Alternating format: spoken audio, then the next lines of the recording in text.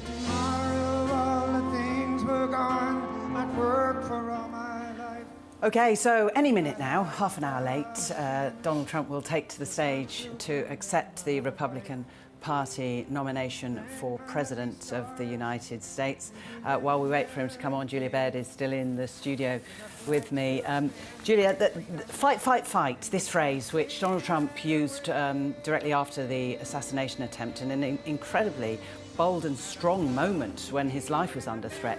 It has become the mantra of this Congress. And as we listened to Dana White there, he says he is fighting to save the American people. We are the American dream. We are fighters. It's sort of becoming the word for Republicans. That's right. I mean, what we've seen today are really Donald Trump's hype men, right? From the priests to the UFC fighters, Hulk Hogan, from the sheer physically showing big biceps on stage. You can see the imagery that we're trying to get across here. This is like...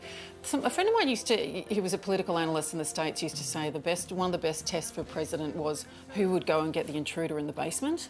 Like, you know, would Obama go down in the middle of the night, or would that be Michelle Obama? What Trump's trying to say now, here he is now, is he would get the intruder in the basement, he would be shot at, and God would save him every single time, along with his own strength.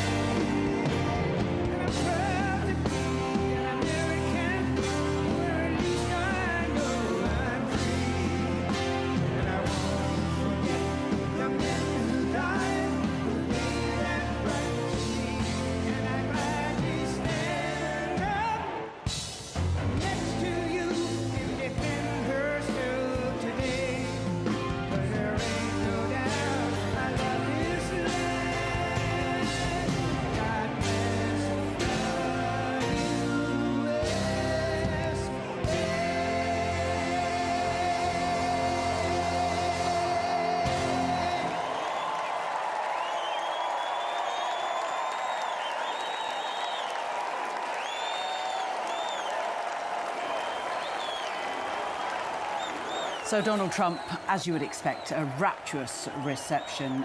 Julia, what's the significance of what's going on to the left of everyone's picture? Looks like he's trying to create an outline of representation of the firefighter who died on the day that an attempt was made on Donald Trump's life, something we know that he's going to speak about for the first time. It's a very significant moment.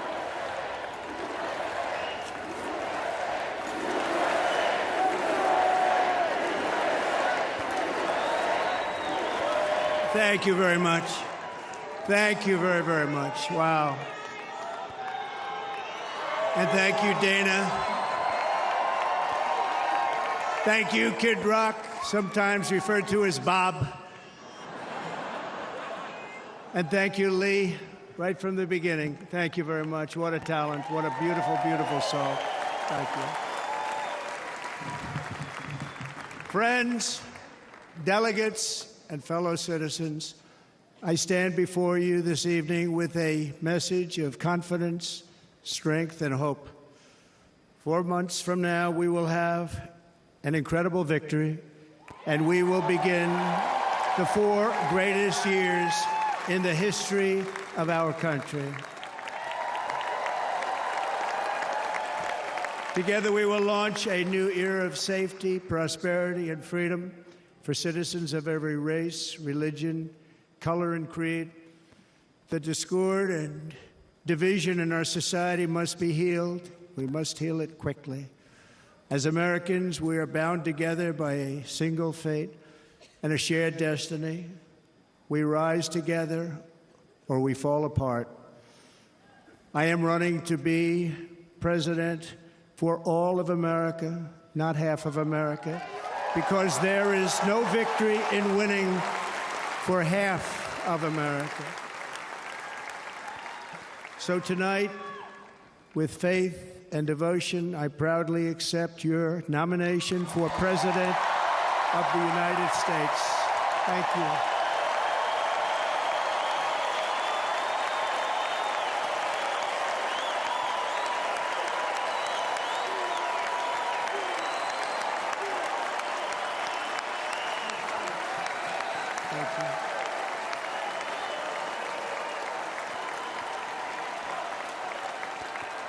Thank you very much.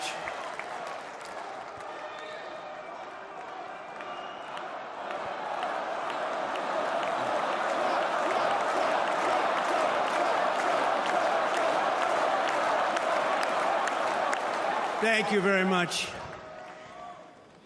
And we will do it right. We're going to do it right. Let me begin this evening by expressing my gratitude to the American people for your outpouring of love and support following the assassination attempt at my rally on Saturday.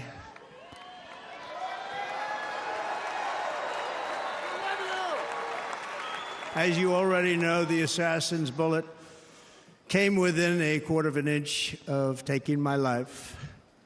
So many people have asked me, what happened? Tell us what happened, please. And therefore, I will tell you exactly what happened, and you'll never hear it from me a second time because it's actually too painful to tell. It was a warm, beautiful day in the early evening in Butler Township in the great Commonwealth of Pennsylvania. Music was loudly playing, and the campaign was doing really well. I went to the stage, and the crowd was cheering wildly. Everybody was happy. I began speaking very strongly, powerfully, and happily, because I was discussing the great job my administration did on immigration at the southern border. We were very proud of it.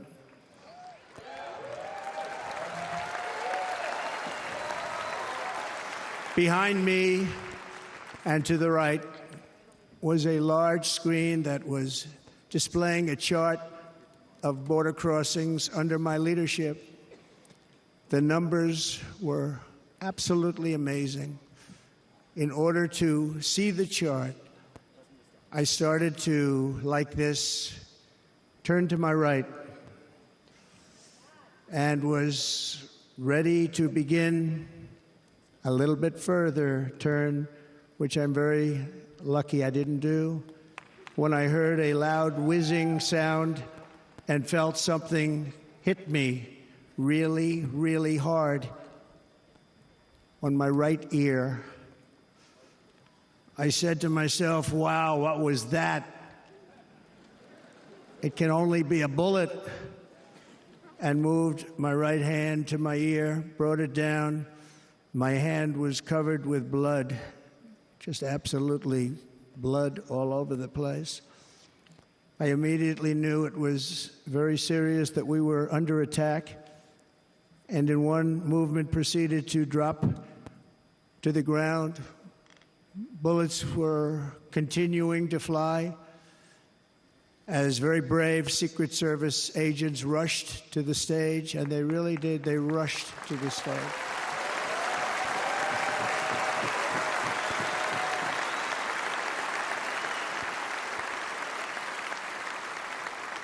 These are great people at great risk, I will tell you, and pounced on top of me so that I would be protected. There was blood pouring everywhere, and yet, in a certain way, I felt very safe because I had God on my side. I felt that.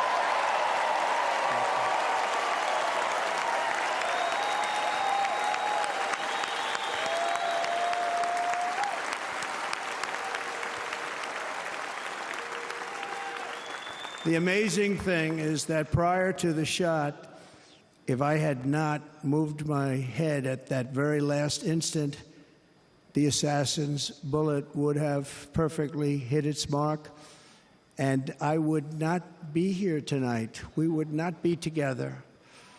The most incredible aspect of what took place on that terrible evening in the fading sun was actually seen later. In almost all cases, as you probably know, and when even a single bullet is fired, just a single bullet, and we had many bullets that were being fired, crowds run for the exits or stampede, but not in this case. It's very unusual.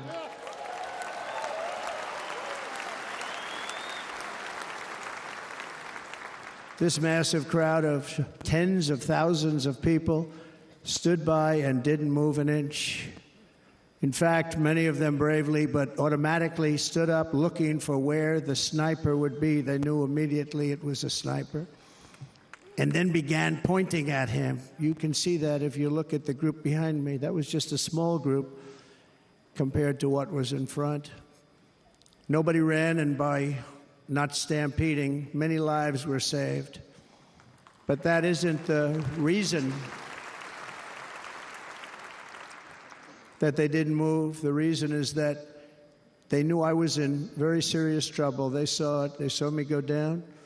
They saw the blood and thought, actually most did, that I was dead. They knew it was a shot to the head. They saw the blood. And there's an interesting statistic. The ears are the bloodiest part. If something happens with the ears, they bleed more than any other part of the body. For whatever reason, the doctors told me that. I said, why is there so much blood? He said, it's the ears. They bleed more. So we learned something, but this beautiful crowd, they didn't want to leave me. They knew I was in trouble. They didn't want to leave me. And you can see that love written all over their faces. Incredible people. They're incredible people. Bullets were flying over us, yet I felt serene. But now the Secret Service agents were putting themselves in peril. They were in very dangerous territory. Bullets were flying right over them, missing them by a very small amount of inches. And then it all stopped. Our Secret Service sniper, from a much greater distance and with only one bullet used, took the assassin's life, took him out.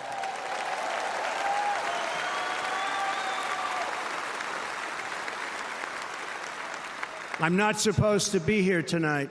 Not supposed to be here. No.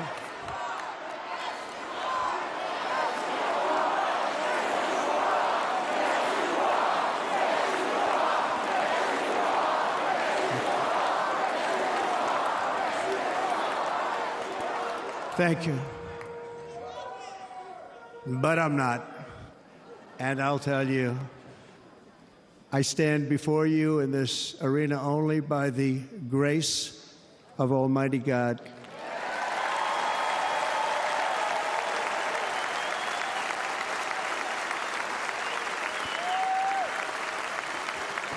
In watching the reports over the last few days, many people say it was a providential moment.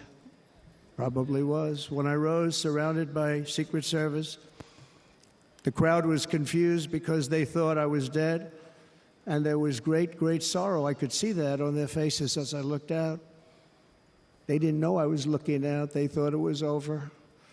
But I could see it, and I wanted to do something to let them know I was okay.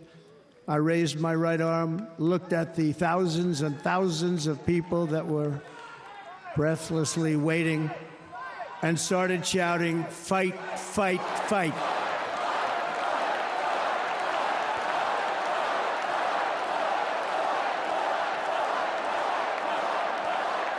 Thank you. Once my clenched fist went up, and it was high into the air. You've all seen that. The crowd realized I was okay and roared with pride for our country like no crowd I have ever heard before. Never heard anything like it. For the rest of my life, I will be grateful for the love shown by that giant audience of patriots that stood bravely on that fateful evening in Pennsylvania.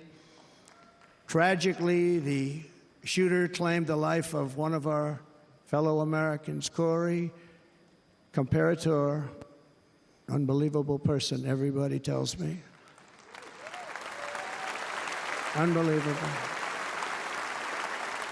And seriously wounded, two other great warriors, spoke to them today, David Dutch and James Copenhaver, two great people. I also spoke to all three families of these tremendous people. Our love and prayers are with them and always will be. We're never going to forget them. They came for a great rally. They were serious Trumpsters, I want to tell you. They were serious Trumpsters and still are. But Corey, unfortunately, we have to use the past tense. He was incredible. He was a highly respected former fire chief, respected by everybody. Was accompanied by his wife, Helen, incredible woman. I spoke to her today, devastated, and two precious daughters. He lost his life selflessly acting as a human shield to protect them from flying bullets. He went right over the top of them and was hit. What a fine man he was.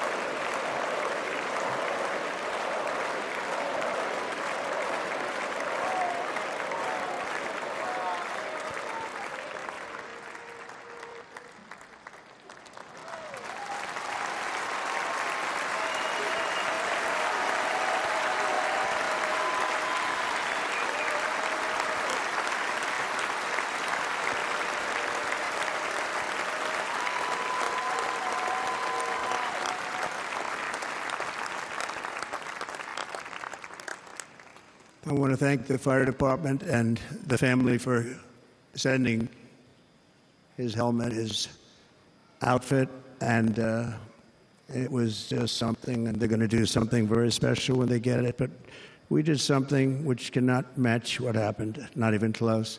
But I am very proud to say that over the past few days, we've raised $6.3 million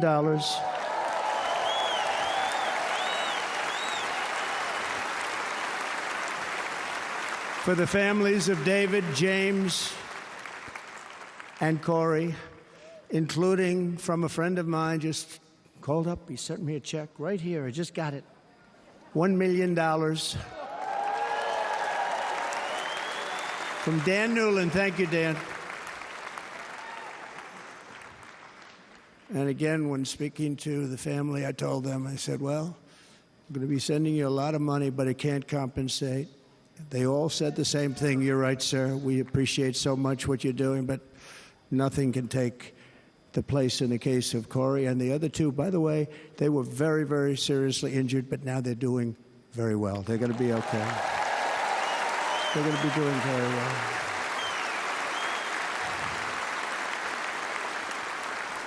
They're warriors. So now I ask that we observe a moment of silence in honor of our friend Corey.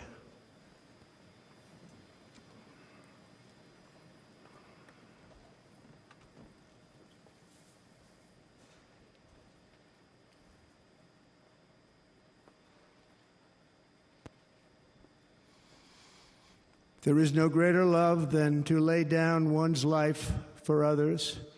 This is the spirit that forged America in her darkest hours, and this is the love that will lead America back to the summit of human achievement and greatness. This is what we need.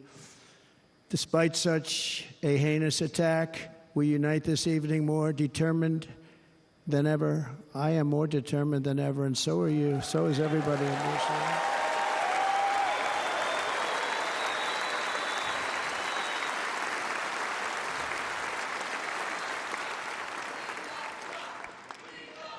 Thank you. Thank you very much.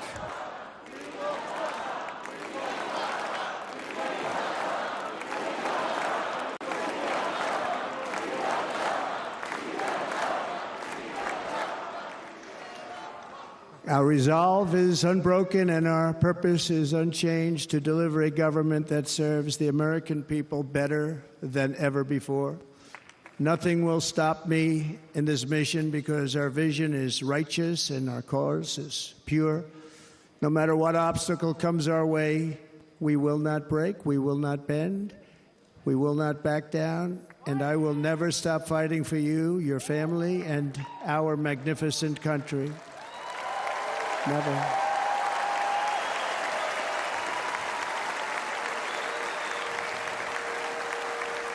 And everything I have to give with all of the energy and fight in my heart and soul, I pledge to our nation tonight. Thank you very much. I pledge that to our nation. We're going to turn our nation around, and we're going to do it very quickly. Thank you.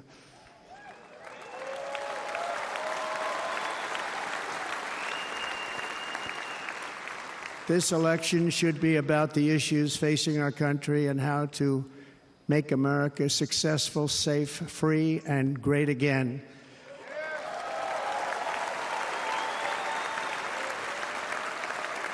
In an age when our politics too often divide us, now is the time to remember that we are all fellow citizens. We are one nation under God, indivisible, with liberty and justice for all.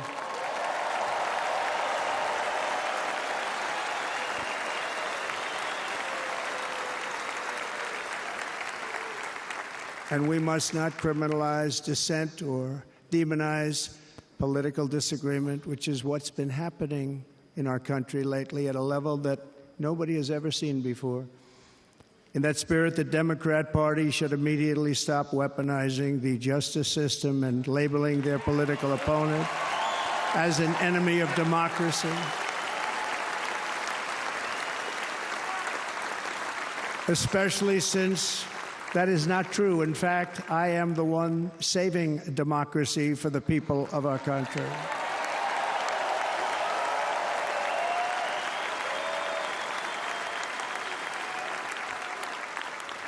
And very big news, as you probably just read, on Monday a major ruling was handed down from a highly respected federal judge in Florida, Eileen Cannon, finding that the prosecutor and the fake documents case against me were totally unconstitutional, and the entire case was thrown out of court.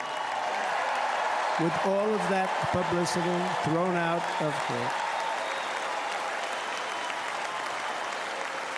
If Democrats want to unify our country, they should drop these partisan witch hunts, which I have been going through for approximately 8 years.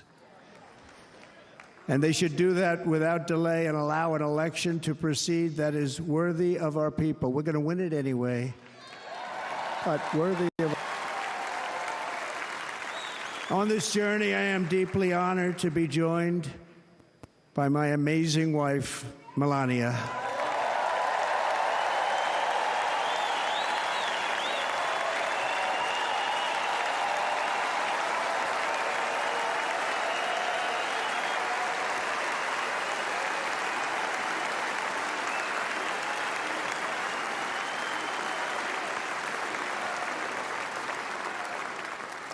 And Melania, thank you very much. You also did something really beautiful, a letter to America calling for national unity, and it really took the Republican Party by surprise. I will tell you, it was beautiful. In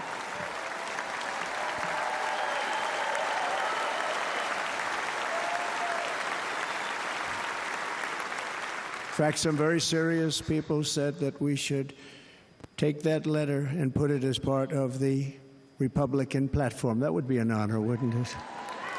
Right? Mr. Congressman? but it captivated so many. So I also want to thank my entire family for being here, Don, Kimberly, Ivanka and Jared, Eric and Lara, Tiffany and Michael, Baron. We love our Baron.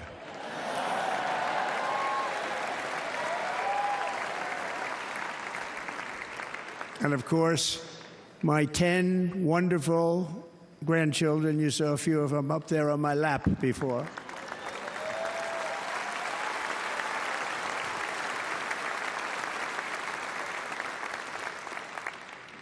And how good was Dana? Was Dana good? I mean, was he good?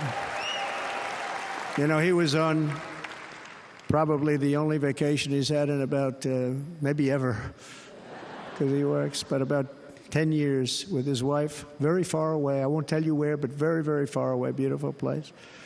And my people called, and he said, I won't be able to do it. This is many, many years. I promised my wife I can't do it. And they came in, they said, Dana won't be able to do it, because he was my first, second, and third choice. I said, well, that's too bad, but I understand he's away, and it's good. It's good for him.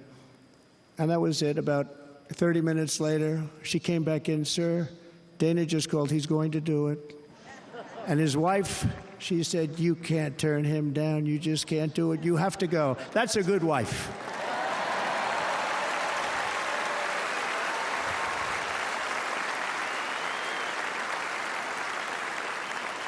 So he got on a plane. He got here a little while ago. Now he's going to get on the plane in a little while, and he's going to go back home to his wife. But they're great, and I just want to thank her and him and their whole family, because that's not easy. And Kid Rock, same thing. Called, he said, I want to be a part of it. I want to be a part, because, Kid does his great song, Big, Big Monster song. I had no idea. He became a friend of mine over the last 10 years. And he's amazing. Everyone loves him. I didn't even know how big he was. He has rallies, 35,000, 40,000 people he gets every time he goes out. I think he's making so much money, he doesn't know what the hell to do with it. You want to know? And then we have my other friend, and I've known him so long, and we took that song, and it was a big success, but we made that. I saw a chart of great songs to America. That was #1 on the chart recently, #1. So that's Lee Greenwood, a very special, beautiful person. He's a beautiful man. But they all wanted to be here. They called. And how about the Hulkster? How good was he? Is he up? Where is he? Boy, oh boy.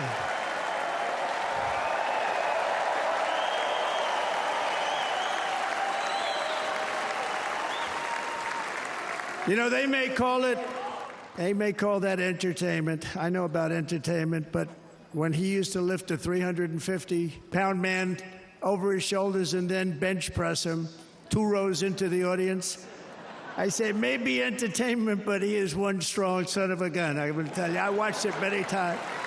There aren't a lot of entertainers that can do that, right? You were fantastic. Thank you very much. Followed by Eric. What was that all about? Boy, that was good. I didn't want to really come up here.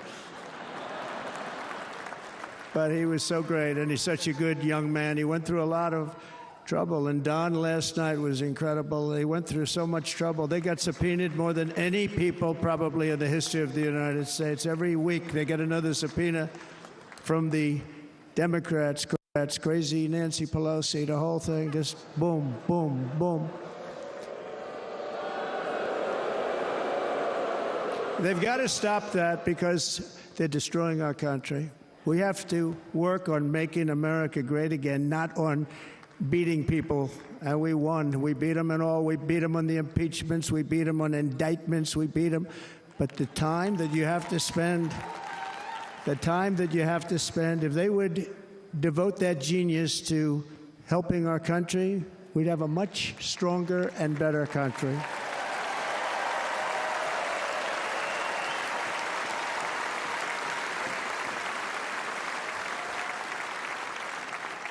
And Jason the biggest star in country music. Jason, thank you for being here. Jason, thank you very much. Jason Aldean, he's good. I like his wife even better, by the way. She's here. Thank you, Jason. But I'm thrilled to have a new friend and partner fighting by my side. The next Vice President of the United States, the current Senator from Ohio, JD Vance, and his incredible wife, Usha.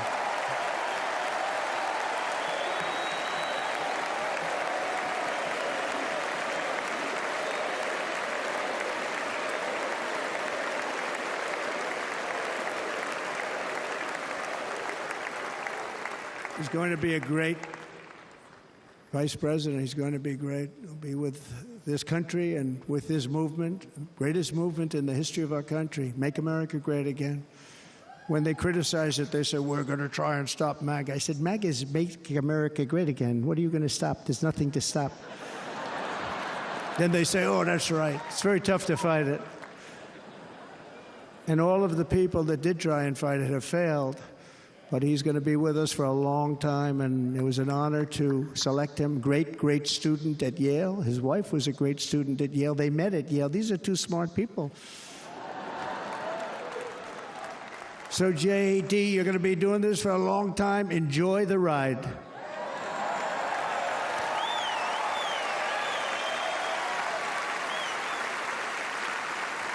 And a very special thank you to the extraordinary people of Milwaukee and the great state of... Oh, there they are. There they are. You are so easy to spot. And Green Bay's going to have a good team this year, right? They're going to have a good team. They're going to have a good team. Most of the audience doesn't like it, but it's true. You're going to have a very good team this year. And by the way, Wisconsin, we are spending over $250 million here creating jobs and other economic development all over the place. So I hope you will remember this in November and give us your vote. I am trying to buy your vote. I'll be honest about that.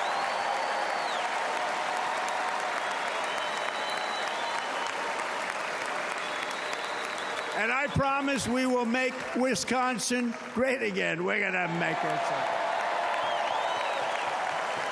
Thank you, Mr. Governor. Thank you very much. Thank you. I'm here tonight to lay out a vision for the whole nation, to every citizen, whether you're a young or old man or woman, Democrat, Republican, or independent, black or white, Asian or Hispanic. I extend to you a hand of loyalty and of friendship. Together we will lead America to new heights of greatness like the world has never seen before. We were right there in the first term. We got hit with COVID. We did a great job. Nobody knew what it was, but nobody's ever seen an economy pre-COVID. And then we handed over a stock market that was substantially higher than just prior to COVID. Coming in, did a great job. Never got credit for that. We got credit for the war and defeating ISIS and so many things, the great economy, the biggest tax cuts ever, the biggest regulation cuts ever, the creation of Space Force, the rebuilding of our military. We did so much. We did so much. Right to try. Right to try is a big deal. We got right to try. They were trying to get that for 52 years. Somebody's terminally ill. And hopefully there's nobody in this audience, but it does happen a lot. They're terminally ill and they can't use our new space-age drugs and other things that we are way ahead. We have the greatest doctors in the world, the greatest laboratories in the world, and you can't do it. They've been trying to get that approved for 52 years. Wasn't that easy? The insurance companies didn't want to do it. They didn't want the risk. The labs didn't want to do it because if it didn't work, people are pretty far down the line toward death. They didn't want to do it. The doctors didn't want to have it on their records, so I got everybody into an office. 52 years they tried. Sounds simple, but it's not. And I got them to agree that somebody that needs it will, instead of going to Asia or Europe or someplace, or if you have no money going home and dying, just die. We got them to sign an agreement, agree to it, where they're not going to sue anybody. They're going to get all of this stuff. They're going to get it really fast. And What's happened is we're saving thousands and thousands of lives. It's incredible. Right to try. It's a great feeling. Under our leadership, the United States will be respected again. No nation will question our power. No enemy will doubt our might. Our borders will be totally secure. Our economy will soar. We will return law and order to our streets, patriotism to our schools, and importantly, we will restore peace, stability, and harmony all throughout the world. But to achieve this future, we must first rescue our nation from failed and even incompetent leadership. We have totally incompetent leadership. This will be the most important election in the history of our country.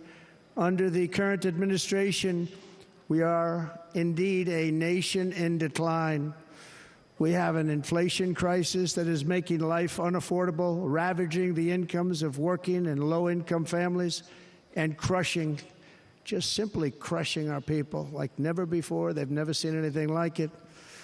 We also have an illegal immigration crisis, and it's taking place right now as we sit here in this beautiful arena. It's a massive invasion at our southern border that has spread misery, crime, poverty, disease, and destruction to communities all across our land. Nobody's ever seen anything like it. Then there's an international crisis, the likes of which the world has seldom been part of. Nobody can believe what's happening. War is now raging in Europe and the Middle East. A growing specter of conflict hangs over Taiwan, Korea, the Philippines, and all of Asia. And our planet is teetering on the edge of World War III. And this will be a war like no other war because of weaponry. The weapons are no longer army tanks going back and forth shooting at each other. These weapons are obliteration. It's time for a change. This administration can't come close to solving the problems. We're dealing with very tough, very fierce people. They're fierce people. And we don't have fierce people. We have people that are a lot less than fierce, except when it comes to cheating on elections and a couple of other things. Then they're fierce. Then they're fierce. So tonight, I make this pledge to the great people of America. I will end the devastating inflation crisis immediately, bring down interest rates, and lower the cost of energy. We will drill, baby, drill.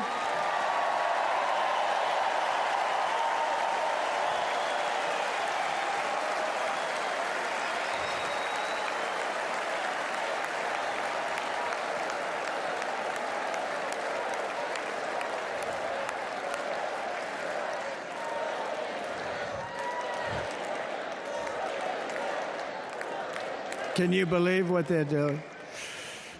But by doing that, we will lead a large-scale decline in prices. Prices will start to come down. Energy raised it. They took our energy policies and destroyed them. Then they immediately went back to them, but by that time, so much was lost.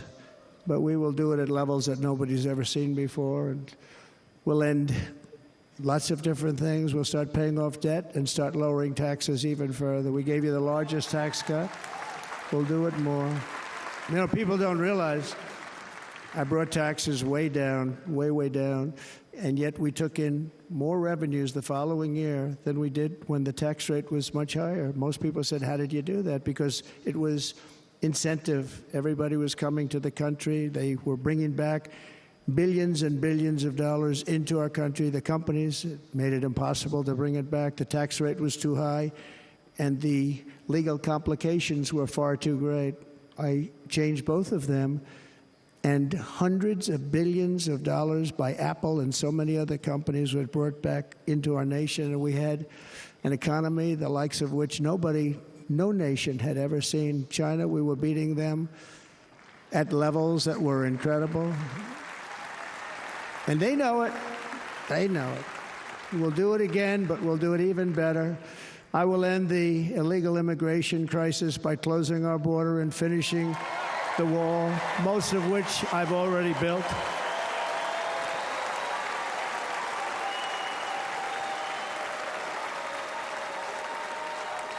On the wall, we were dealing with a very difficult Congress. And I said, oh, that's okay. We won't go to Congress. I call it an invasion. We gave our military almost $800 billion. I said, I'm going to take a little of that money because this is an invasion. And we built, most of the wall is already built. And we built it through using the funds because what's better than that? We have to stop the invasion into our country that's killing hundreds of thousands of people a year. We're not going to let that happen. I will end every single international crisis that the current administration has created, including the horrible war with Russia and Ukraine, which would have never happened if I was president, and the war caused by the attack on Israel, which would have never happened if I was president. Iran was broke. Iran had no money. Now Iran has $250 billion. They made it all over the last 2.5 years. They were broke. I watched the other day on a show called Deface the Nation. Has anyone seen it? And they had a congressman who was a Democrat say, well, whether you like him or not, Iran was broke dealing with Trump. I told China and other countries, if you buy from Iran, we will not let you do any business in this country, and we will put tariffs on every product you do send in of 100% or more. And they said to me, well, I think that's about it. They weren't going to buy any oil. And they were ready to make a deal. Iran was going to make a deal with us. And then we had that horrible, horrible result that we'll never let happen again. The election result, we're never going to let that happen again. They used COVID to cheat. We're never going to let it happen again. And they took off all the sanctions, and they did everything possible for Iran. And now Iran is very close to having a nuclear weapon, which would have never happened. This is a shame what this administration, the damage that this administration has done. And I say it often, if you took the 10 worst presidents in the history of the United States, think of it, the 10 worst, added them up, they will not have done the damage that Biden has done. Only going to use the term once. Biden. I'm not going to use the name anymore, just one time. The damage that he's done to this country is unthinkable. It's unthinkable. Together we will restore vision, strength, competence, and we're going to have a thing called common sense making most of our decisions, actually. It's all common sense. Just a few short years ago, under my presidency, we had the most secure border and best economy in the history of our country, in the history of the world. We had the greatest economy in the history of the world. We had never done anything like it. We were beating every country, including China, by leaps and bounds. Nobody had seen anything like it. We had no inflation. Soaring incomes were going. Nobody can believe it. You can't believe what happened 4 years ago is happening in reverse. And the world was at peace. Inflation has been a killer for our country. No matter what you make it, it doesn't matter because inflation is eating you alive. People that were putting away money, they were making great wages, the highest they've ever made, but they were putting away a lot of money. Now they are just being destroyed. They're not putting away anything. They're barely living. They're going into savings accounts. They're taking out their money to live because of inflation. Inflation, remember, it's called a country buster. You can go back to Germany from 100 years ago. You can go back to any country that suffered great inflation. We've suffered the worst inflation we've ever had. But go back and see what's happened to those countries. We've had the worst inflation we've ever had under this person. But in less than 4 years, our opponents have turned incredible success into unparalleled tragedy and failure. It's been a tremendous failure. Today, our cities are flooded with illegal aliens. Americans are being squeezed out of the labor force and their jobs are taken. And by the way, you know who's taking the jobs that are created? 107% of those jobs are taken by illegal aliens. And you know who's being hurt the most by millions of people pouring into our country? The black population and the Hispanic population, because they're taking the jobs from our black population, our Hispanic population, and they're also taking them from unions.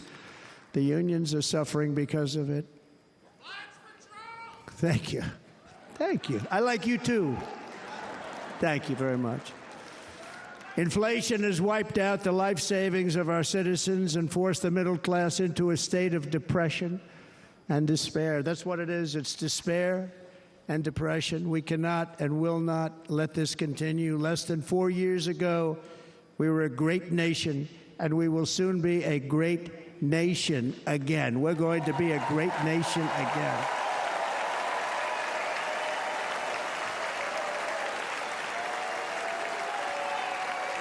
Thank you. With proper leadership, every disaster we are now enduring will be fixed, and it will be fixed very, very quickly.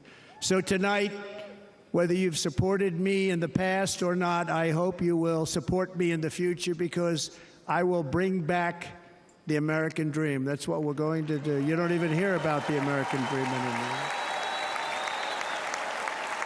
With great humility, I am asking you to be excited about the future of our country. Be excited. Be excited.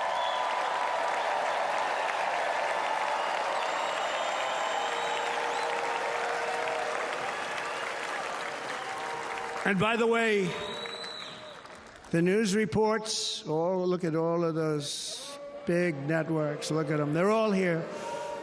But every one of them has said this could be the most organized, best run, and most enthusiastic convention of either party that they've ever seen. Every single one.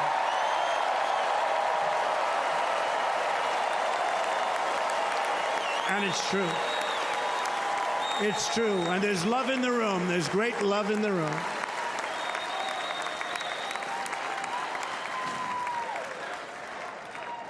So I better finish strong. Otherwise, we'll blow it, and we can't let that happen. Now, this was great. All of the great people that spoke, and everybody hit a home run. I mean, there's not one that I can think of where I said, oh, gee, that wasn't great. Every single person. I refuse to be the only one. Don't do that to me. They're already getting ready. See, I gave them an idea. Now, this was a great convention. This was, I think we're actually going to go home and miss it. You know, usually with a first of all, look at these crowds. You'd never have this at a convention. Look at these crowds.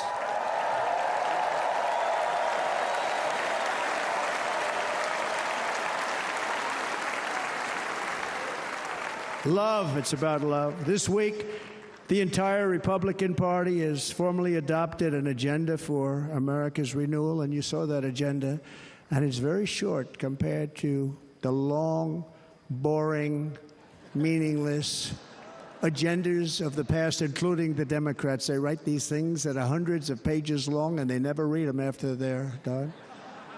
In their case, fortunately, they don't read them because they're pretty bad. It's a series of bold promises that we will swiftly implement when you give us a Republican House. And Mr. Speaker, thank you very much. We have our great Speaker of the House with us tonight, Mr. Speaker. Thank you very much. Thank you. A Republican Senate. We have many senators here. And send me back to our beautiful White House just a few short months from now. We're talking about just months. It can't come fast enough. We have to get it done. First, we must get economic relief to our citizens. Starting on day one, we will drive down prices and make America affordable again. We have to make it affordable. It's not affordable. People can't live like this. Under this administration, our current administration, groceries are up 57%, gasoline is up 60% and 70%, mortgage rates have quadrupled. And the fact is, it doesn't matter what they are because you can't get the money anyway. You can't buy houses. Young people can't get any financing to buy a house. The total household costs have increased an average of $28,000 per family under this administration. Republicans have a plan to bring down prices and bring them down very, very rapidly. By slashing energy costs, we will in turn reduce the cost of transportation, manufacturing, and all household goods. So much starts with energy. And remember, we have more liquid gold under our feet than any other country by far. We are a nation that has the opportunity to make an absolute fortune with its energy. We have it, and China doesn't. Under the Trump administration, just 3.5 years ago, we were energy independent. But soon we will actually be better than that. We will be energy dominant and supply not only ourselves, but we will supply the rest of the world with numbers that nobody has ever seen, and we will reduce our debt, $36 trillion. We will start reducing that, and we will also reduce your taxes still further. Next, and by the way, they want to raise your taxes 4 times, think of it. And all my life I grew up watching politicians. I always loved politics. I guess I was on the other side. I'd watch and they were always talking about, we will give you a tax cut. We will give you a tax cut.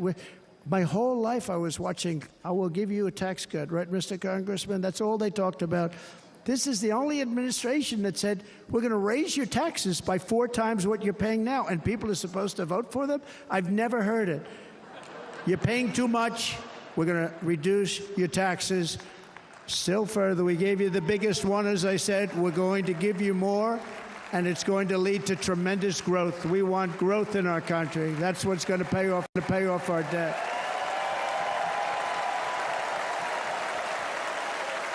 And next, we will end the ridiculous and actually incredible waste of taxpayer dollars that is fueling the inflation crisis. They spent trillions of dollars on things having to do with the Green New Scam. It's a scam. And there's tremendous inflationary pressures in addition to the cost of energy. And all of the trillions of dollars that are sitting there not yet spent, we will redirect that money for important projects like roads, bridges, dams, and we will not allow it to be spent on meaningless Green New Scam ideas.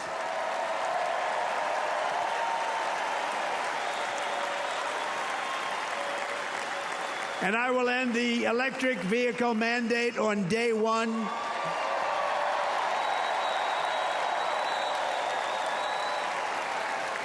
Thereby saving the U.S. auto industry from complete obliteration, which is happening right now, and saving U.S. customers thousands and thousands of dollars per car.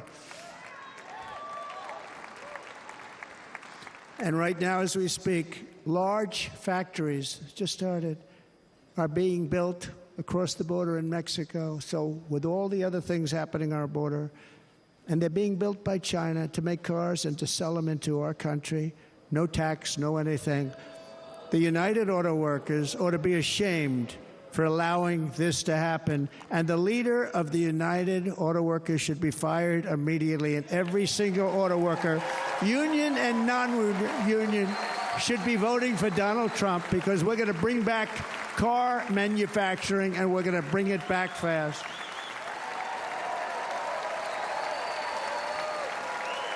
They're building some of the largest auto plants anywhere in the world. Think of it, in the world. We're going to bring it back. We're going to make them. We don't mind that happening, but those plants are going to be built in the United States, and our people are going to man those plants.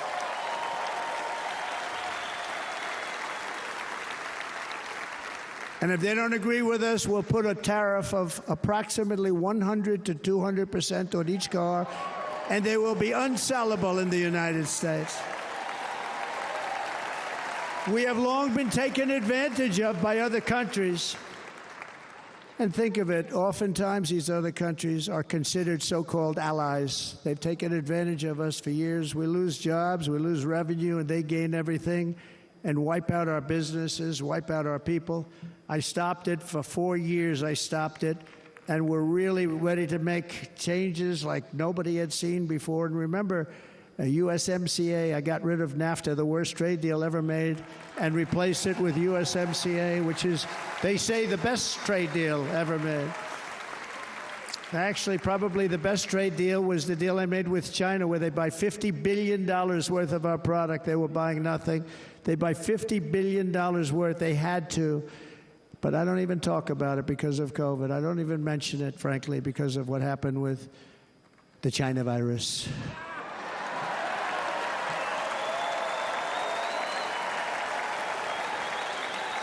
We will not let countries come in, take our jobs, and plunder our nation. They come and do that. They plunder our nation. The way they will sell their product in America is to build it in America. Very simple. Build it in America and only in America.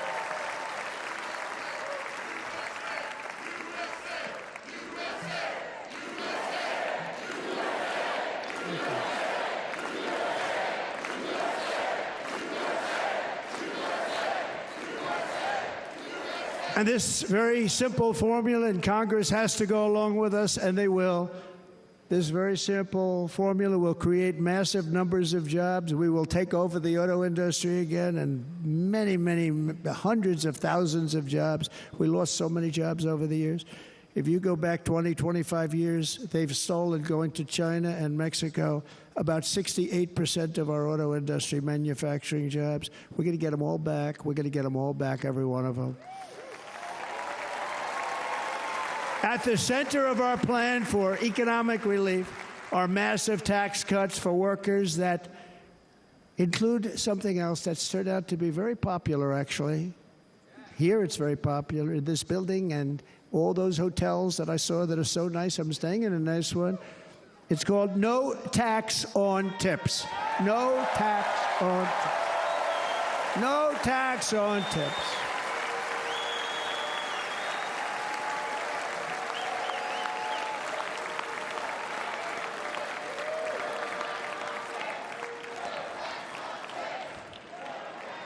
I got that by having dinner recently in Nevada, where we're leading by about 14 points.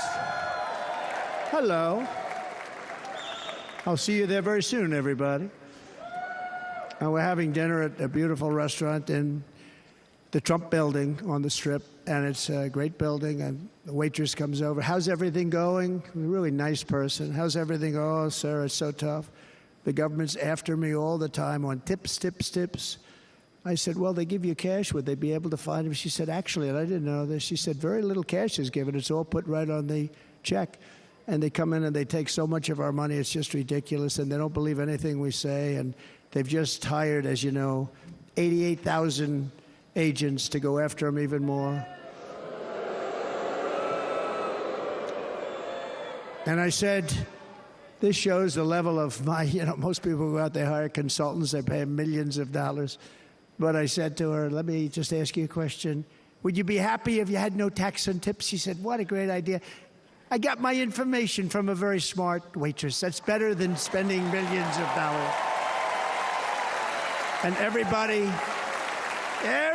loves it. Waitresses and caddies and drivers and everybody. It's a large group of people that are being really hurt badly. They make money, let them keep their money. I'm going to protect Social Security and Medicare. Democrats are going to destroy Social Security and Medicare because all of these people, by the millions they're coming in, they're going to be on Social Security and Medicare and other things, and you're not able to afford it. They are destroying your Social Security and your Medicare. Under my plan, incomes will skyrocket, inflation will vanish completely, jobs will come roaring back, and the middle class will prosper like never, ever before, and we're going to do it very rapidly.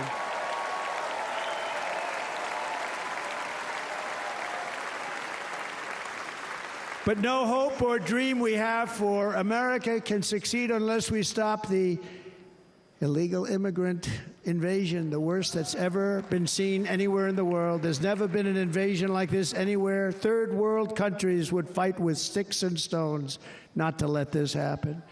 The invasion at our southern border, we will stop it, and we will stop it quickly. You heard Tom Homan yesterday. Tom Homan, put him in charge and just sit back and watch.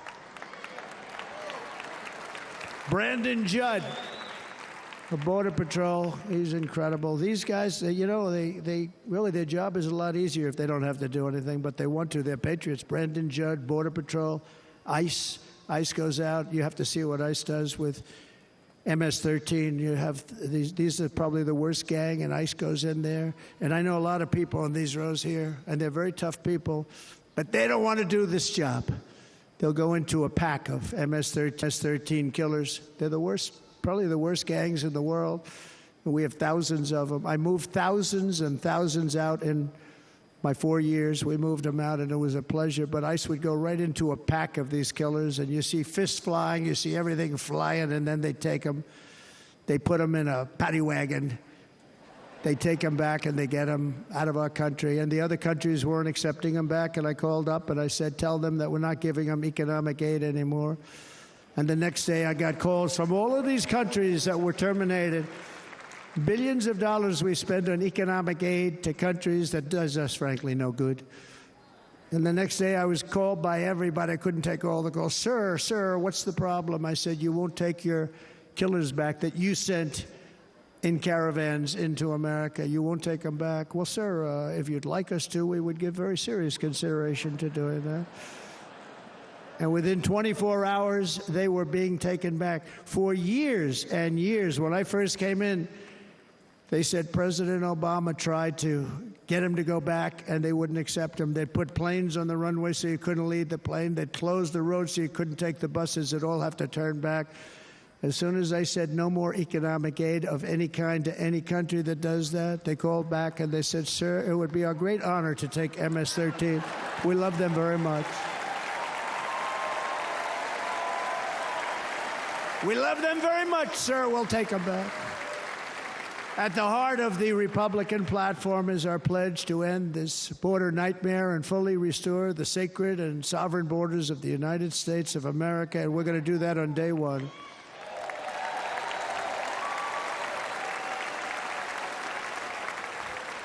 That means two things on day one, right? Drill, baby, drill, and close our borders.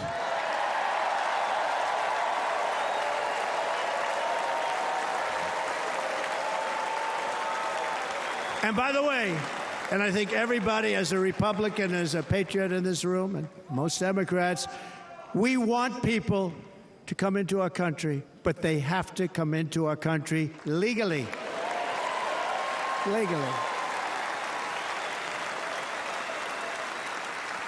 Less than 4 years ago, I handed this administration the strongest border in American history. But you can see on the chart that saved my life, that was the chart that saved my life. I said, look it, I'm so proud of it. I think it's one of the greatest, it was done by the Border Patrol, one of the greatest charts I've ever seen. It showed everything just like that. You know the chart. Oh, there it is. That's pretty good. Wow. Last time I put up that chart, I never really got to look at it. But without that chart, I would not be here today.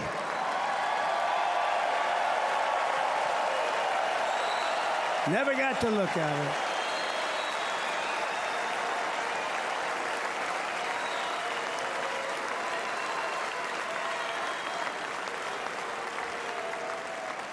I said, you got to see this chart. I was so proud of it, and by the time I got to there, I never got to see it that day. But I'm seeing it now, and I was very proud. If you look at the arrow on the bottom, that's the lowest level, the one on the bottom, heavy red arrow. That's the lowest level of illegal immigrants ever to come into our country in recorded history, right there. Right there. And that was my last week in office. And then you see what happened after I left. Look at the rest. And if you go out a little bit further, it's getting to be a little bit old, but I love it anyway, right? But you can go much higher with those numbers. Look what happened right after that. The invasion began. We had the opposite. We stopped the invasion. But the invasion that we stopped was peanuts by comparison to what happened after I left. Look at what happened after I left. They took over our country. We ended all catch and release. We shut down asylum fraud. We stopped human trafficking and forged historic agreements to keep illegal aliens on foreign soil. We want them to stay on their soil. Under the Trump administration, if you came in illegally, you were apprehended immediately and you were deported. You went right back. The current administration terminated every single one of those great Trump policies that I put in place to seal the border. I wanted to seal border. Again, come in, but come in legally. You know how unfair it is? So many people Hundreds of thousands of people have been working for years to come into our country. And now they see these people pour into our country at levels that are unprecedented. It's so unfair. And we're not going to do it. We're not going to stand for it. They suspended wall construction, ended remain in Mexico. We had a policy, remain in Mexico. You think that was easy to get from the Mexican government? But I said, you must give it to us. If you don't give it to us, there will be repercussions. And they gave it to us. But not easy.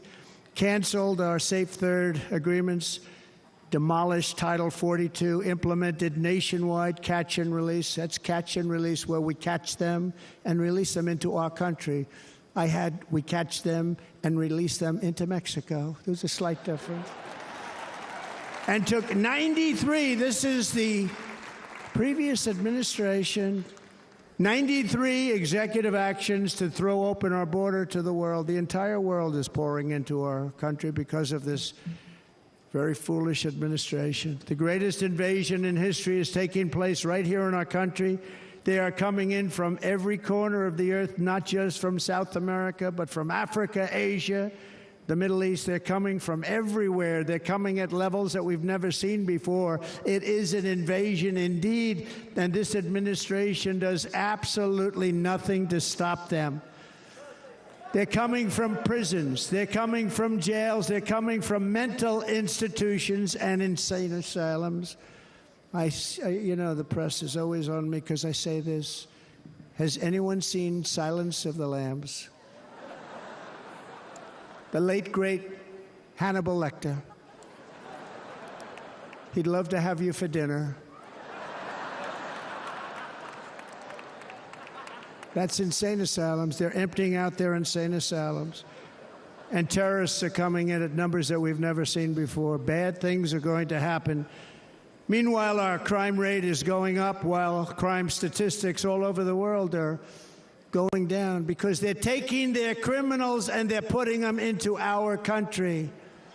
A certain country, and I happen to like the president of that country very much, but he's been getting great publicity because he's a wonderful shepherd of the country. He says how well the country's doing because their crime rate is down. And he said he's training all of these rough people. They're rough. He's training them. And I've been reading about this for 2 years. I think, oh, that's wonderful. Let's take a look at it. But then I realized he's not training them. He's sending all of his criminals, his drug dealers, his people that are in jails, he's sending them all to the United States. And he's different in that he doesn't say that. He's trying to convince everybody what a wonderful job he does in running the country. Well, he doesn't do a wonderful job.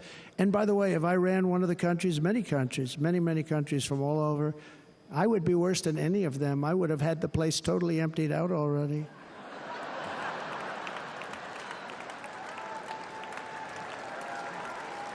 But we become a dumping ground for the rest of the world, which is laughing at us. They think we're stupid.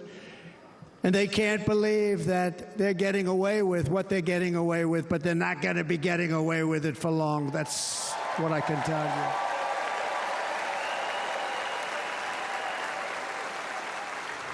you. In Venezuela, Caracas, high crime. Caracas, Venezuela, really a dangerous place, but not anymore. Because in Venezuela, crime is down 72%. In fact, if they would ever win this election, I hate to even say that, we will have our next Republican convention in Venezuela because it will be safe. Our cities will be so unsafe, we will not be able to have it there. In El Salvador, murders are down by 70%. Why are they down? Now, he would have you convinced that because he's trained murderers to be wonderful people. No. They're down because they're sending their murderers to the United States of America. This is going to be very bad. And bad things are going to happen, and you're seeing it happen all the time. That's why, to keep our families safe, the Republican platform promises to launch the largest deportation operation in the history of our country. Even larger than that of President Dwight D. Eisenhower from many years ago. You know, he was a moderate, but he believed very strongly in borders. He had the largest deportation operation we've ever had.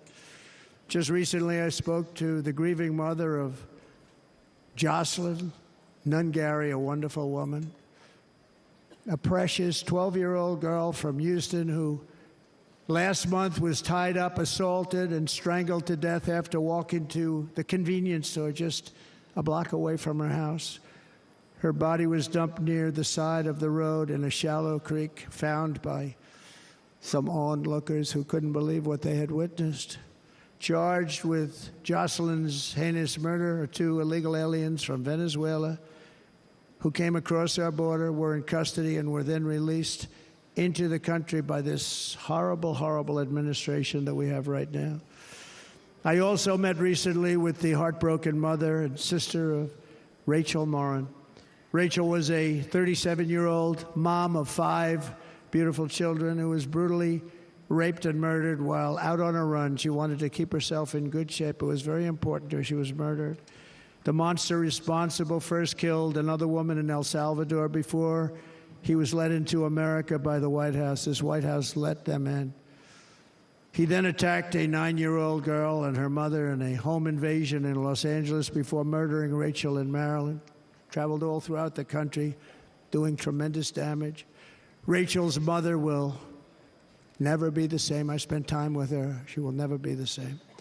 I've also met with the wonderful family of Laken Riley, the brilliant 22-year-old nursing student. She was so proud of being first in her class, who was out for a jog on the campus of the University of Georgia when she was assaulted, beaten, and horrifically killed. Yet another American life was stolen by a criminal alien set free by this administration. And these were incredible people we're talking about. These were incredible people who died. Tonight, America, this is my vow. I will not let these killers and criminals into our country.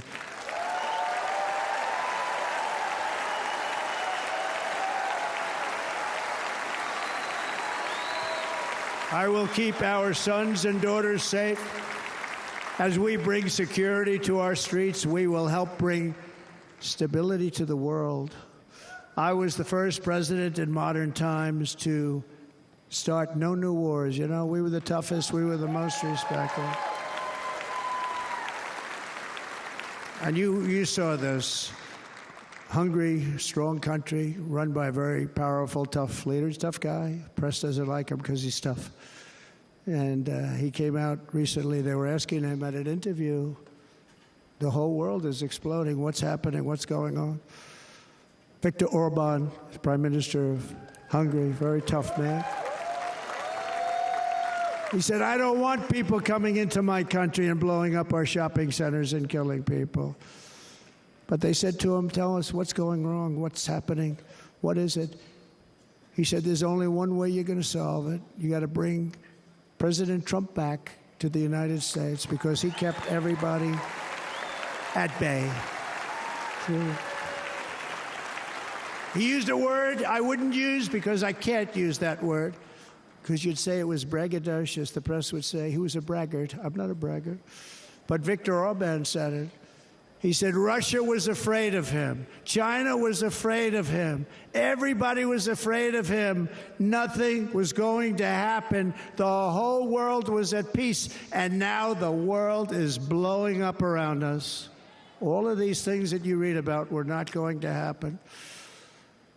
Under President Bush, Russia invaded Georgia.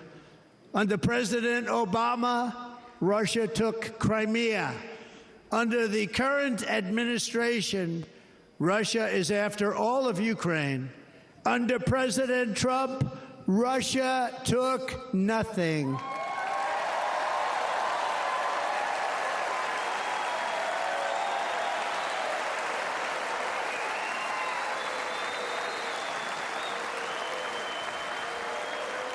We defeated 100% of ISIS in Syria and Iraq. Something that was said to take 5 years, sir. It'll take 5 years, sir. We did it in a matter of a couple of months. We have a great military. Our military is not woke. It's just some of the fools on top that are woke.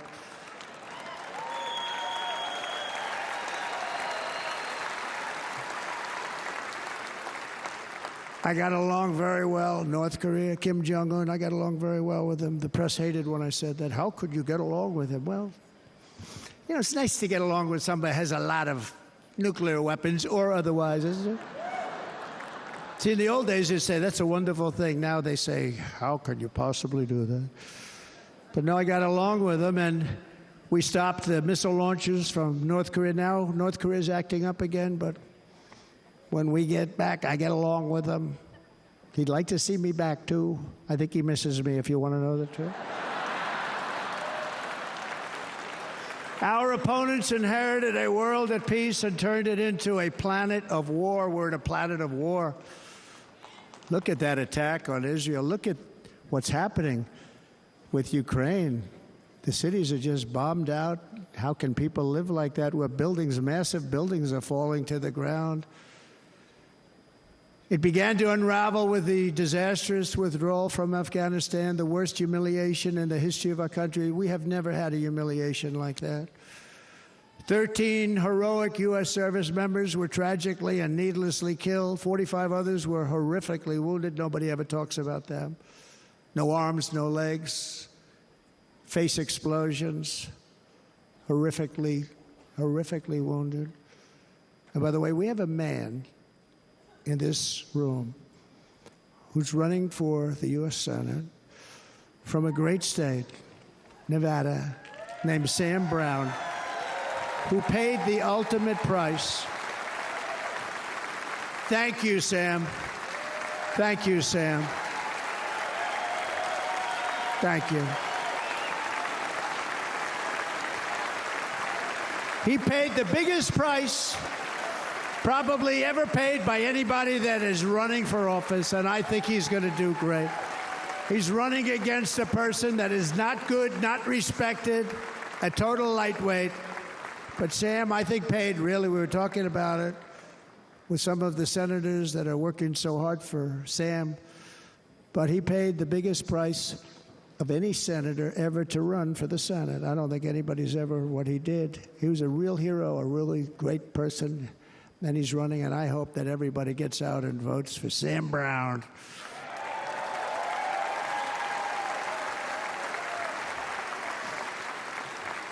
And we also left behind $85 billion worth of military equipment, along with many American citizens were left behind.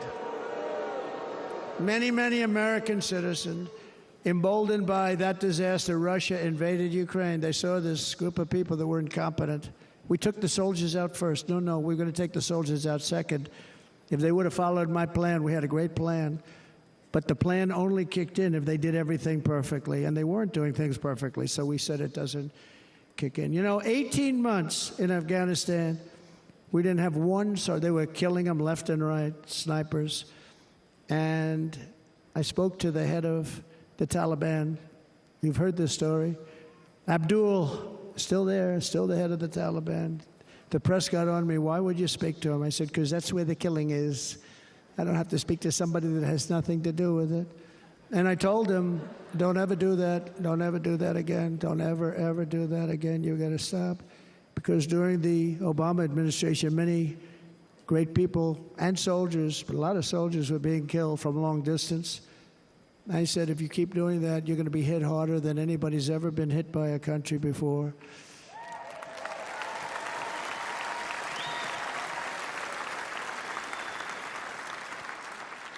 And he said, I understand, Your Excellency. He called me Your Excellency.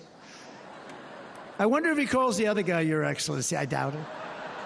The other guy gave him everything. I mean, what kind of a deal was that? He walked out, gave him everything.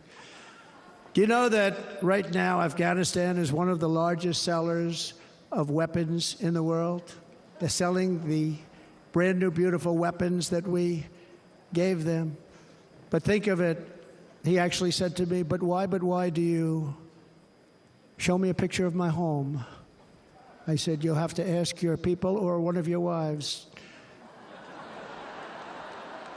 But he could figure it out. And for 18 months, we had not one attack on an American soldier by the Taliban. 18 months.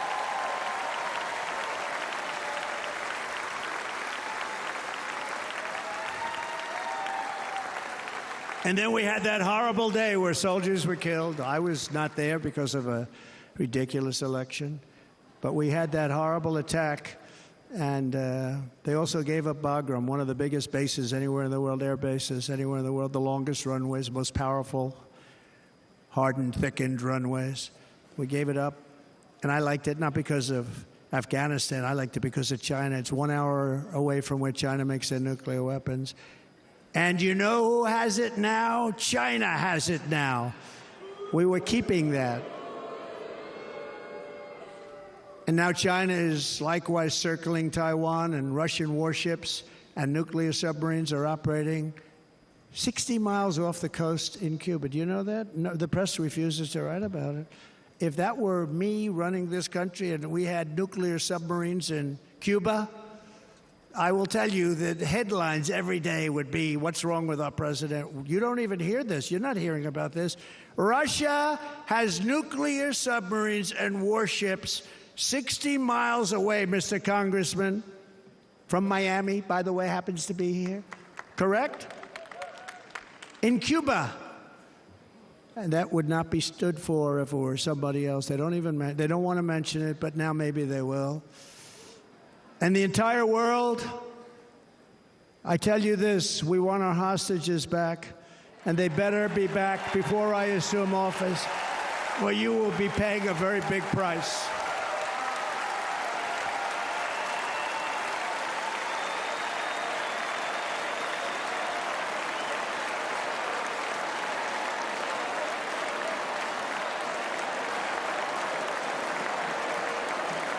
With our victory in November, the years of war, weakness, and chaos will be over. I don't have wars. I had no wars other than ISIS, which I defeated, but that was a war that was started. We had no wars. I could stop wars with a telephone call.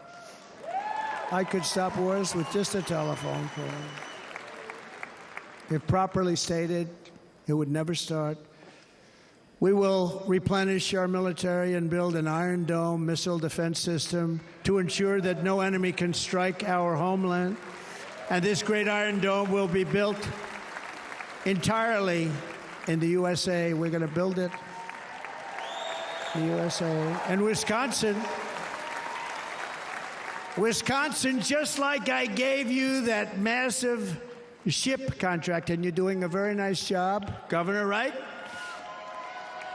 Thank you, Governor. And they're doing a great job. In fact, I had a little design change, and we gave them a tremendous for essentially what we used to call destroyers.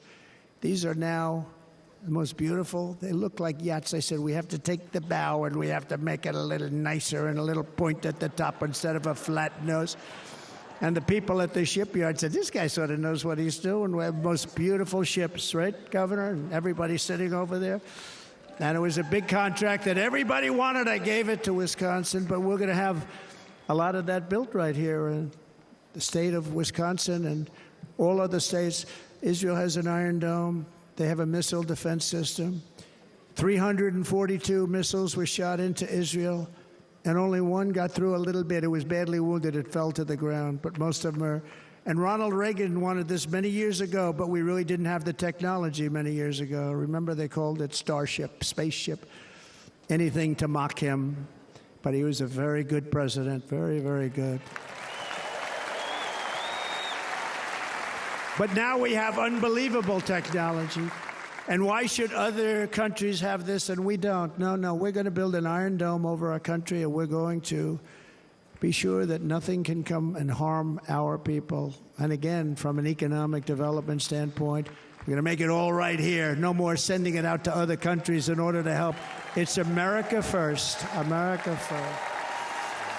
We will unleash the power of American innovation. And as we do, we will soon be on the verge of finding the cures to cancer, Alzheimer's disease, and many other diseases. We're going to get to the bottom of it. You remember this gentleman that I don't want to mention other than one time I had to, because when you say you're the 10 worst, I had to do it. I didn't want anybody to be confused.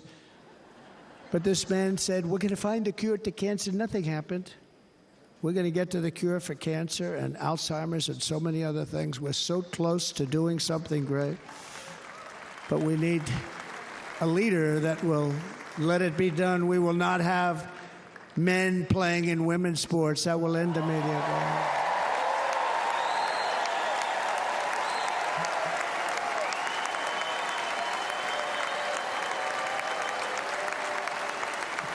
And we will restore and renovate our nation's once great cities, making them safe, clean, and beautiful again.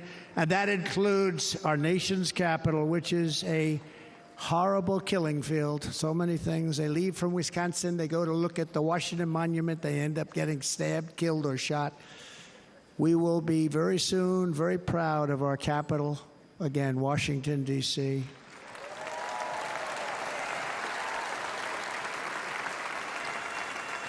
America is on the cusp of a new golden age, but we will have the courage to seize it. We're going to take it. We're going to make it a current. We're going to bring this into a golden age like never seen before. Remember this, China wants to do it. Japan wants to do it. All of these countries want to do it. We have to produce massive amounts of energy if we're going to produce the new. If you look at some of the things that have been done, and some of the things that we're going to do. But AI needs literally twice the electricity that's available now in our country. Can you imagine? But instead, we're spending places where they recharge electric cars. They built 8 chargers at a certain location toward the Midwest. 8 chargers for $9 billion. Think of them as a tank for filling up your gas. Think of it. They spent $9 billion on 8 chargers, 3 of which didn't work. And if you were going to do this all over our country, this crazy electric mandate, if you're going to do this all, and by the way, I'm all for electric. They have their application. But if somebody wants to buy a gas-powered car, gasoline-powered car, or a hybrid, they're going to be able to do it. And we're going to make that change on day 1.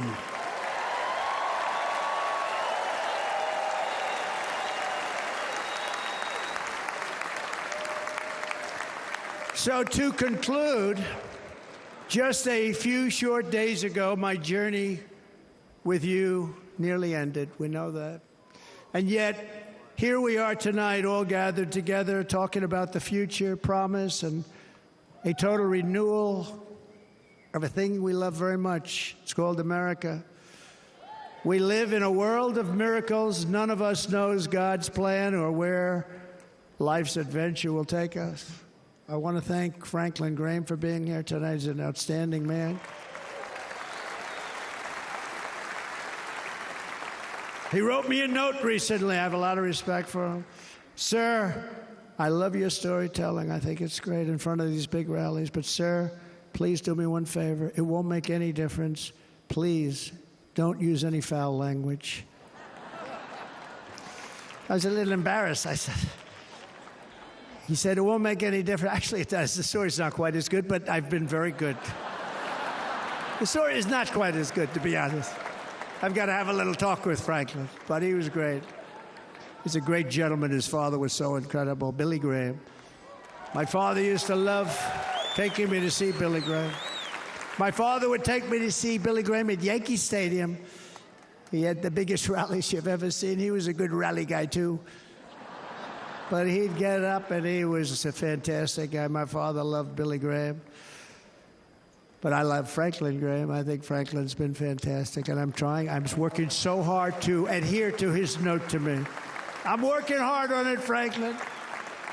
But if the events of last Saturday make anything clear, it is that every single moment we have on earth is a gift from God.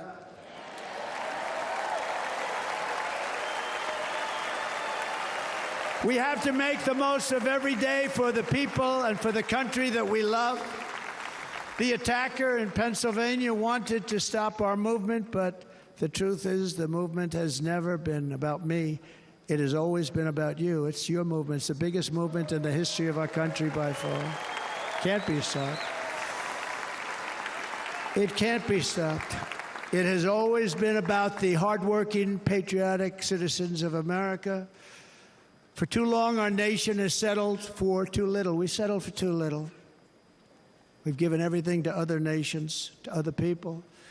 You have been told to lower your expectations and to accept less for your families. I am here tonight with the opposite message. Your expectations are not big enough. They're not big enough. It is time to start expecting and demanding the best leadership in the world, leadership that is bold, dynamic, relentless, and fearless. We can do that. We are Americans. Ambition is our heritage. Greatness is our birthright. But as long as our energies are spent fighting each other, our destiny will remain out of reach, and that's not acceptable. We must instead take that energy and use it to realize our country's true potential and write our own thrilling chapter of the American story. We can do it together. We will unite. We are going to come together, and success will bring us together.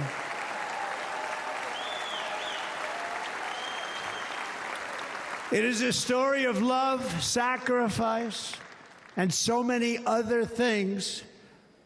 And remember the word, devotion. It's unmatched devotion. Our American ancestors crossed the Delaware, survived the icy winter at Valley Forge, and defeated a mighty empire to establish our cherished republic. They fought so hard, they lost so many. They pushed thousands and thousands of miles across a dangerous frontier, taming the wilderness to build a life and a magnificent home for their family. They packed their families into covered wagons, trekked across hazardous trails, scaled towering mountains, and braved rivers and rapids to stake their claim on the wide-open, new, and very beautiful frontier. When our way of life was threatened, American patriots marched onto the battlefield, raced into enemy strongholds, and stared down death and stared down those enemies to keep alive the flame of freedom. At Yorktown, Gettysburg, and Midway, they joined the roll call of immortal heroes. So many just so many heroes, so many great, great people. And we have to cherish those people. We can't forget those people. We have to cherish those people.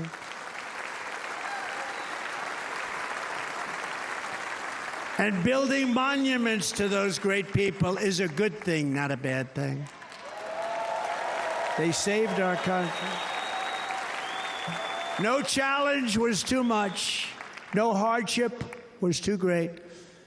No enemy was too fierce. Together, these patriots soldiered on and endured, and they prevailed because they had faith in each other, faith in their country, and above all, they had faith in their God.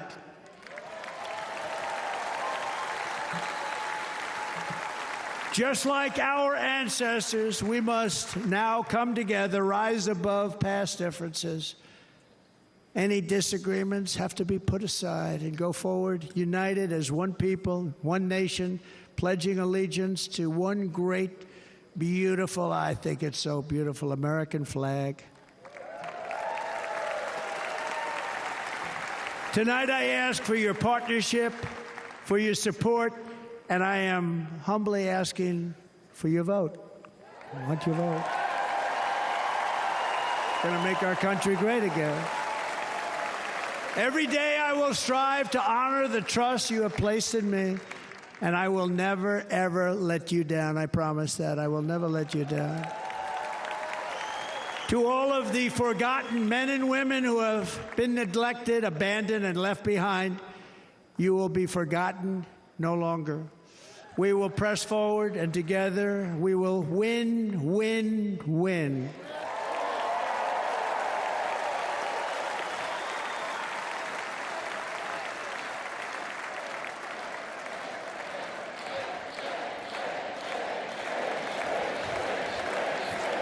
Win, win, win, win, win, win.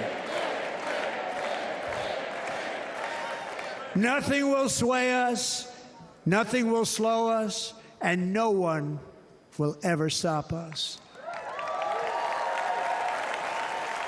No matter what dangers come our way, no matter what obstacles lie in our path, We will keep striving toward our shared and glorious destiny, and we will not fail. We will not fail. Together, we will save this country, we will restore the republic, and we will usher in the rich and wonderful tomorrows that our people so truly deserve. America's future will be bigger, better, bolder, brighter, happier, stronger, freer, greater, and more united than ever before.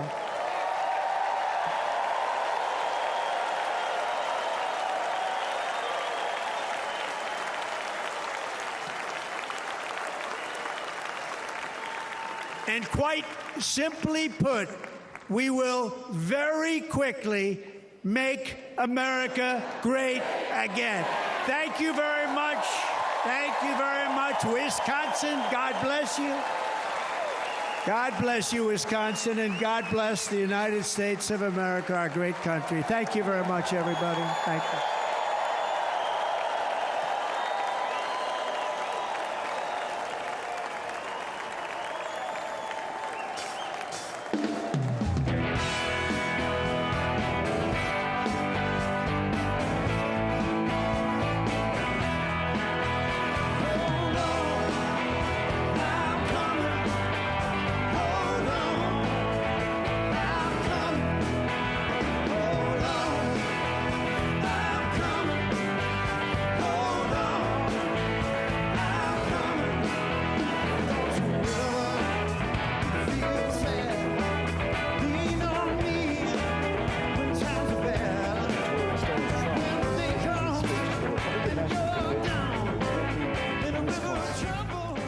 Melania Trump joining him on stage. He's just formally accepted the Republican presidential nomination. I'm Jeremy Fernandez. Thanks for joining us for our special coverage in what's been a huge week in US politics. Donald Trump now being joined on the stage at Fiserv Forum Baird Center, the home to the Milwaukee Bucks and Panther Arena. Shortly, we'll be crossing back to Milwaukee, and later we'll be joined by experts both here and in the US for their analysis of the events of not just this convention, but also the past week. That was the first major speech by the former president after the assassination attempt at a rally in Pennsylvania just last weekend. Normally, we would have expected that Republicans would have dominated the headlines today, but US media is reporting that President Joe Biden is meanwhile starting to accept that he may have to drop out of the presidential race. We'll of course chat about that too, but first let's focus on the Republicans. Joining me for this special coverage is the ABC's political lead David Spears, and the columnist, author and my co-host on the Not Stupid podcast, Julia Baird, who was also the former deputy editor of Newsweek in the US. Welcome to you both. Julia, more than 90 minutes that speech was. It seemed to start well, but it was a wide-ranging speech by Donald Trump. Yeah, like he was supposed to keep that tight, focused on unity. He started out so strong. People were weeping when he told a story of the assassination attempt. It was, I think you could not hear a pin drop. Towards the end, look, there's been such a religiosity about this whole show and this convention. I think towards the end it was kind of like a sermon that just went on a little bit too long. We saw Donald 2.0 reverting back to the man that we've known for a long time, talking about a country due to be obliterated, apocalyptic, being invaded by migrants, and a lot of the usual tropes that I think he was supposed to show some kind of restraint on when speaking tonight. But we do know that what was unusual is he did not speak about us and them. He normally says they and them so much when he talks. This was supposed to be for a united country, and he also only mentioned the name of President Joe Biden once. David Spears, what do you make of that? A very targeted way of eliminating the opposition there. Donald Trump only mentioning Joe Biden once in that entire speech. Look, Jeremy, I got to say, I don't think this was a great speech. I thought he was targeted for the first half hour when he gave a very lengthy, somewhat dramatic retelling of the assassination attempt. Julia's right, that was really compelling. He even had the uniform of the man who died there on stage, went over and I think he kissed the helmet. Then we got about an hour of rally version of Donald Trump. This was talking not to the television audience, which he needed to take the moment to do, but to the faithful in the room. And he just riffed, went off the auto cue, and we heard all the old hits about the China virus, about his friendship with Kim Jong-un.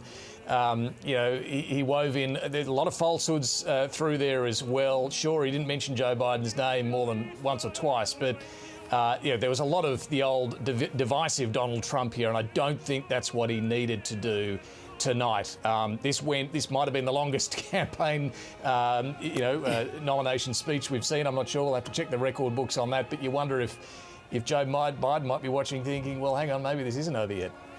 I want to bring in Sophia A. Nelson, who's a journalist and US constitutional scholar. She previously worked with George Bush and George W. Bush's teams before becoming an independent in 2020. Sophia A. Nelson joins us from Leesburg in Virginia. Sophia, you were watching that speech.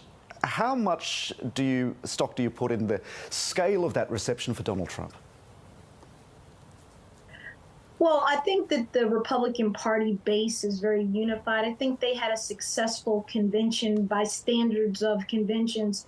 But I think that Trump's base has never been the problem. So the fact that they were receptive and excited doesn't surprise me at all. I agree with one of your guests that just spoke. It was a horrible speech. It was rambling, way too long. The East Coast audience went to bed 45 minutes ago here in the United States, and it was a typical Trump rally speech where he talked about Hannibal Lecter and the immigrants and all the things he does that are very divisive. And, I don't think it was a successful speech, but I don't think that matters to Trump's base and to his followers. He's also appealed for national unity. How much does that mean to you as an American? Doesn't mean anything. He's not a unifying figure. Donald Trump, incited an insurrection on our Capitol on January 6, 2021. I'm never going to forget it. You know why he had to pick a new vice president? Because they tried to hang the former one, but he wasn't doing what they wanted him to do. I'm not going to forget who Donald Trump was. I've been a never Trumper since 2016. I'm going to be one to the day I die. And I think that this election is a lot closer than people say. And by the way, my sources tell me, and I have them in the White House, that Joe Biden's not going anywhere, that he's in it to win it. And there's a lot of misinformation going on. And I think that the Biden-Harris ticket's going to actually get ramped up and be successful here. I think you're going to surprise a lot of folks. I want to come back to them in a moment, but you mentioned the Never Trumpers. One of your fellow Never Trumpers, JD Vance, is now Donald Trump's running mate. How do you explain this transition that some of your former colleagues as Never Trumpers are experiencing right now?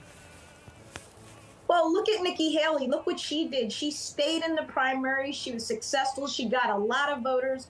She had about 17 to 20% of the base that refused to support Trump. In some cases, 25%. She sold her soul. JD Vance is what he is. I don't want to be unkind, but this guy is bought and sold by Peter Thiel and others in Bitcoin and crypto and in the tech sector. And these are transactional guys here that are in this to be transactional and put Project 2025 into effect here in the United States. So I'm not surprised by JD Vance. He was never truly a never Trumper, right? If he was, he would not be on that ticket right now. Hi, Sophia. Julia Baird here. Now, when we look at this vision before us, and we saw not just JD Vance, but and as you said, Nikki Haley, we saw Marco Rubio, we saw Ted Cruz, people who've been critical or crossed swords with Donald Trump in the past, all lining up at this convention. Now, what we do see is unity in a way that we haven't seen for years. But do you look at this and see the Republican Party, or do you see a Donald Trump party, a MAGA movement? Listen, Julia, my mentor was a guy named Jack Kemp. You probably remember him. He was Bob Dole's running mate in 1996, a congressman, a Republican from New York, a great unifier, HUD secretary. Christy Whitman was one of my bosses that I worked for. Pete Wilson. I worked for George H.W. Bush on W's campaign. These were Republicans. This is not the Republican Party. This is the Trump Party. This is MAGA. This looks like nothing I recognize from my days as a young woman working on the Hill and working on campaigns.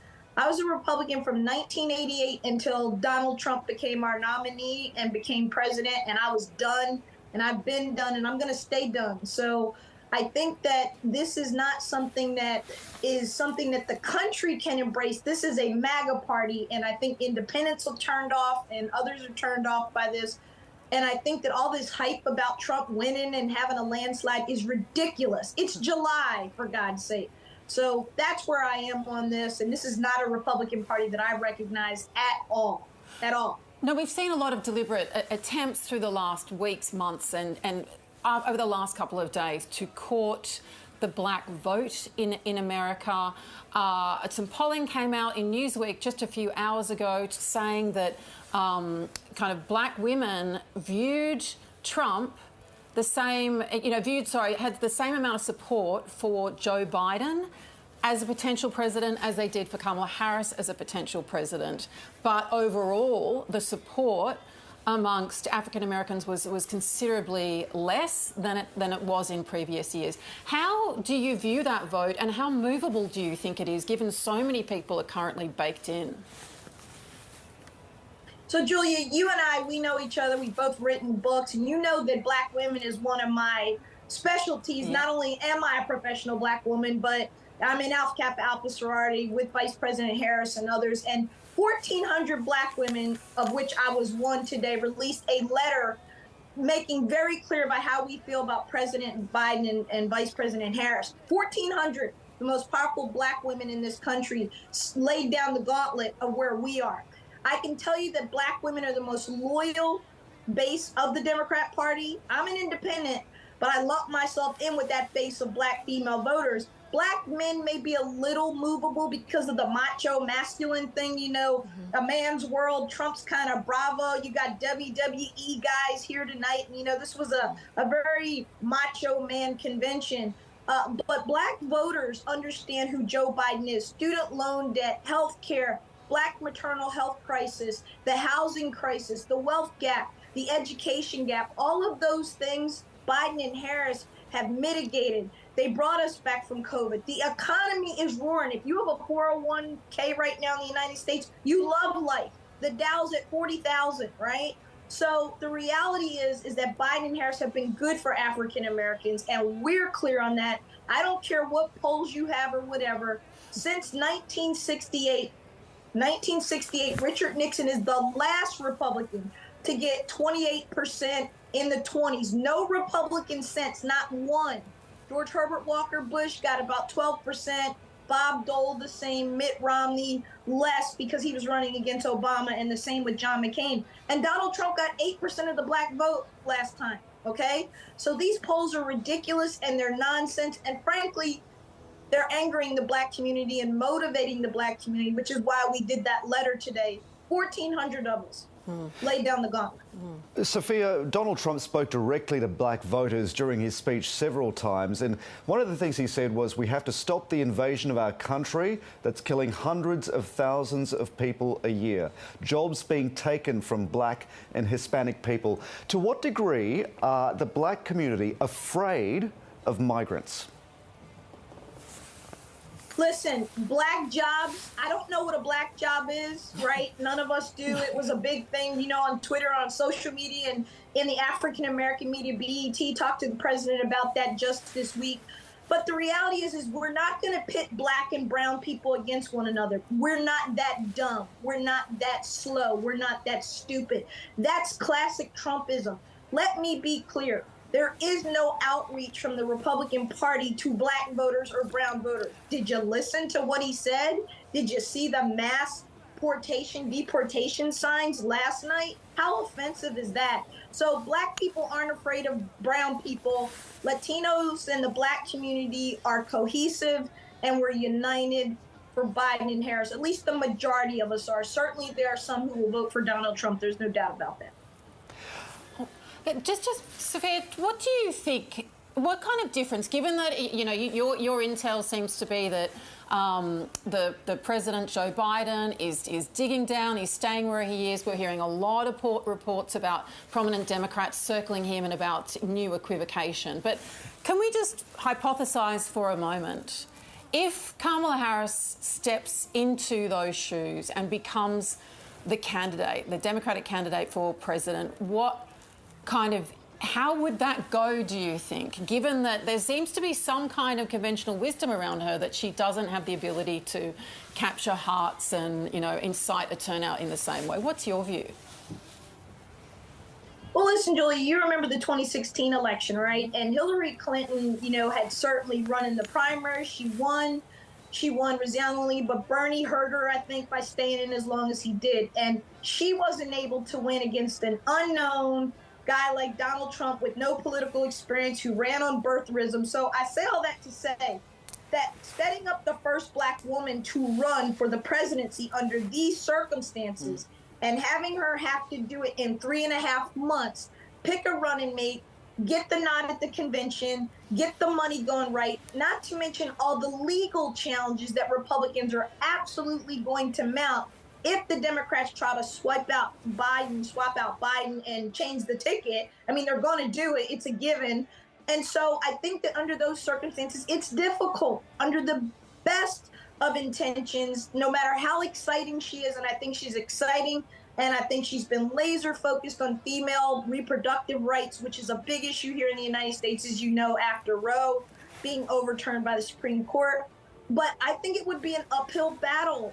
I think the best chance the Democrats have is to stick with the ticket they have, to get behind this ticket and stop the whining, stop the complaining, and let's go after Trump. I think that's the best chance the Democrats have. If it did happen, though, would you then be, as someone who's written very supportive pieces about Kamala Harris and her, you know, her professionalism, her competence and her ability, would you then be advising her not to put her hand up, given how monumental that task would be?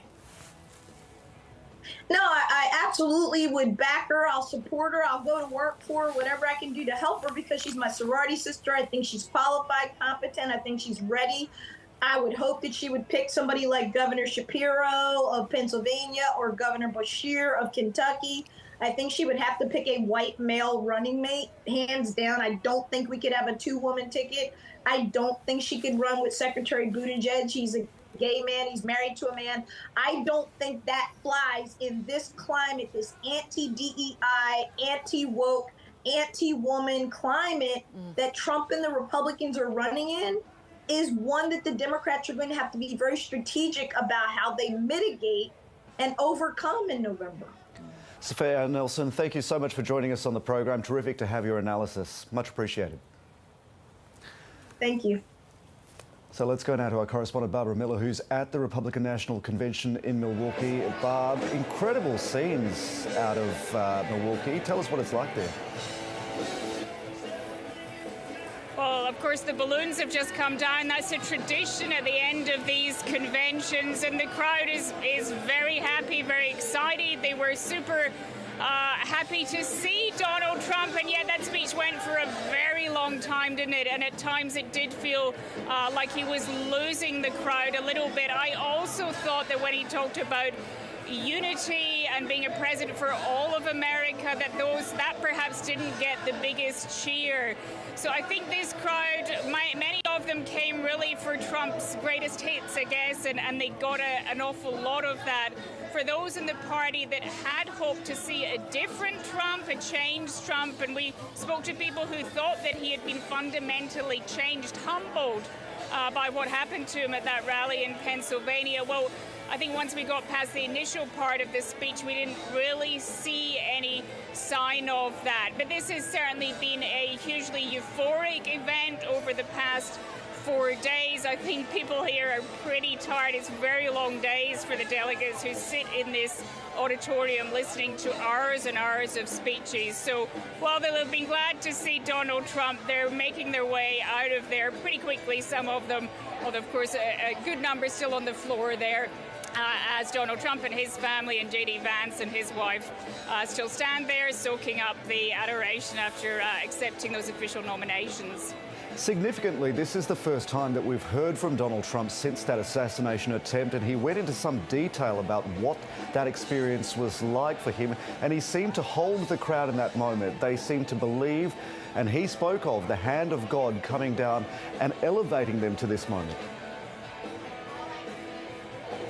I mean, it was astounding. It was an astounding moment here. It was like he was a pastor. It was like a religious sermon. His voice was different. At one point, I almost thought he was tearing up as he gave us that blow-by-blow description of an event that, of course, we have all watched many times over, or parts of it, since someone tried to shoot him, or did in fact graze him with a bullet at the weekend.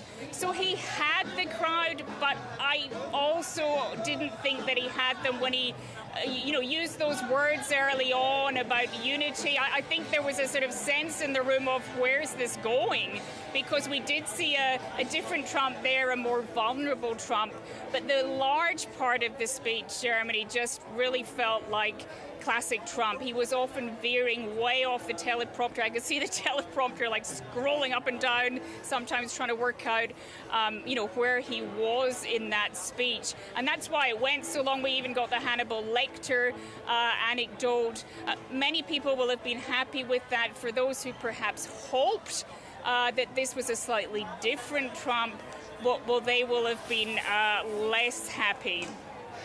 Barb, you've been covering this the whole week. How widely represented is the Republican Party, as we've historically understood it to be, represented there tonight?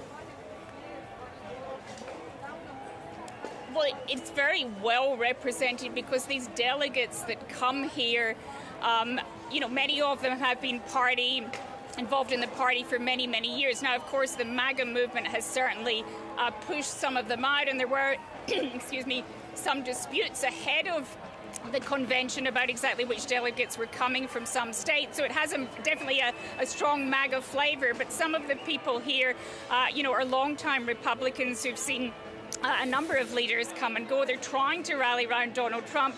He is their leader. He is their candidate. And there has been a strong unifying sense here.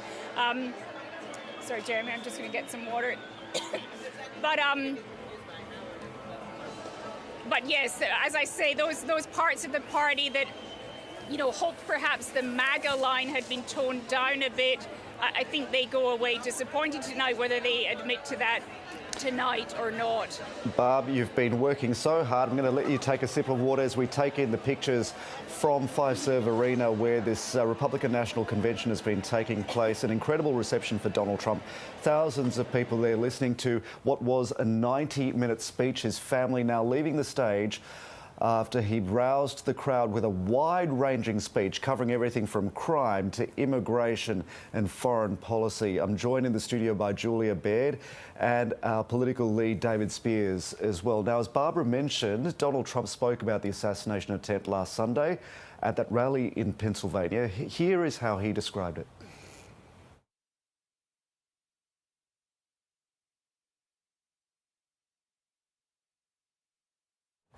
We'll try to come back to that clip a little later. David Spears, I want to bring you in here. Strategically, what does the Republican Party need to do to win from this point, to guarantee a win? Yeah, I think this has been, despite my criticism of this speech for being too rambling and too Donald Trump of old, what they need to do, they've had a great week, right? The assassination attempt, all the trouble around Joe Biden, a very, very unified Republican Party, as you've explained, as we've witnessed all week there, united. This is the Trump Party. Look, he now needs to be somewhat disciplined. He can't afford to take too many risks. But what we've seen this week, whether it's the selection of JD Vance, whether it's the sort of speech we've just witnessed there, is this overconfidence from Donald Trump that he's got this in the bag, that he doesn't need to broaden his base, he doesn't need to refine his lines. He can play those greatest hits and win this thing. Now, maybe he's right. I think, yes, there will be appeal in what he's talking about when it comes to immigration, auto workers, tax cuts, amongst the working class voters that he's after here, particularly in those swing states.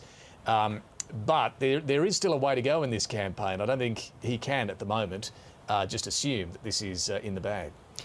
Can you talk to us about the relative absence of Melania Trump? She hasn't spoken, she hasn't appeared all week.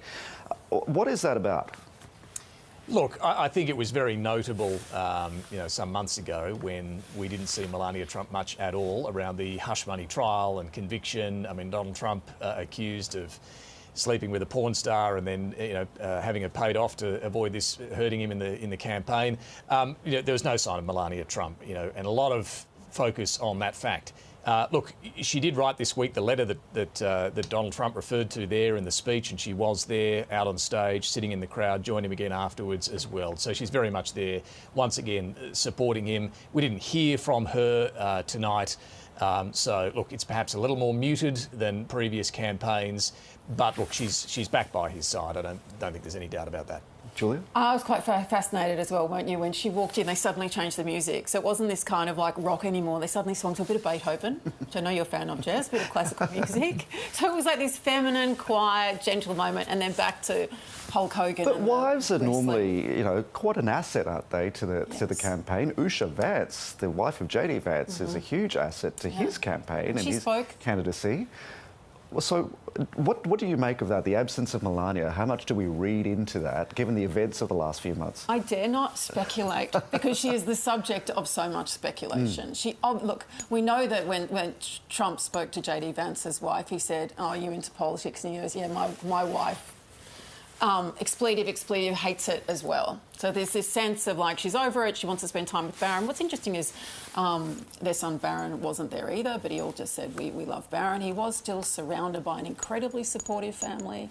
He's had his grandchildren speak. I think one thing I'm really struck by as well is like there's a lot of talk about tough and strength, and we physically saw the muscles of Hulk Hogan today as he ripped his shirt off. So there's this really kind of hyper masculine talk, but there's also been the word love has been used a lot.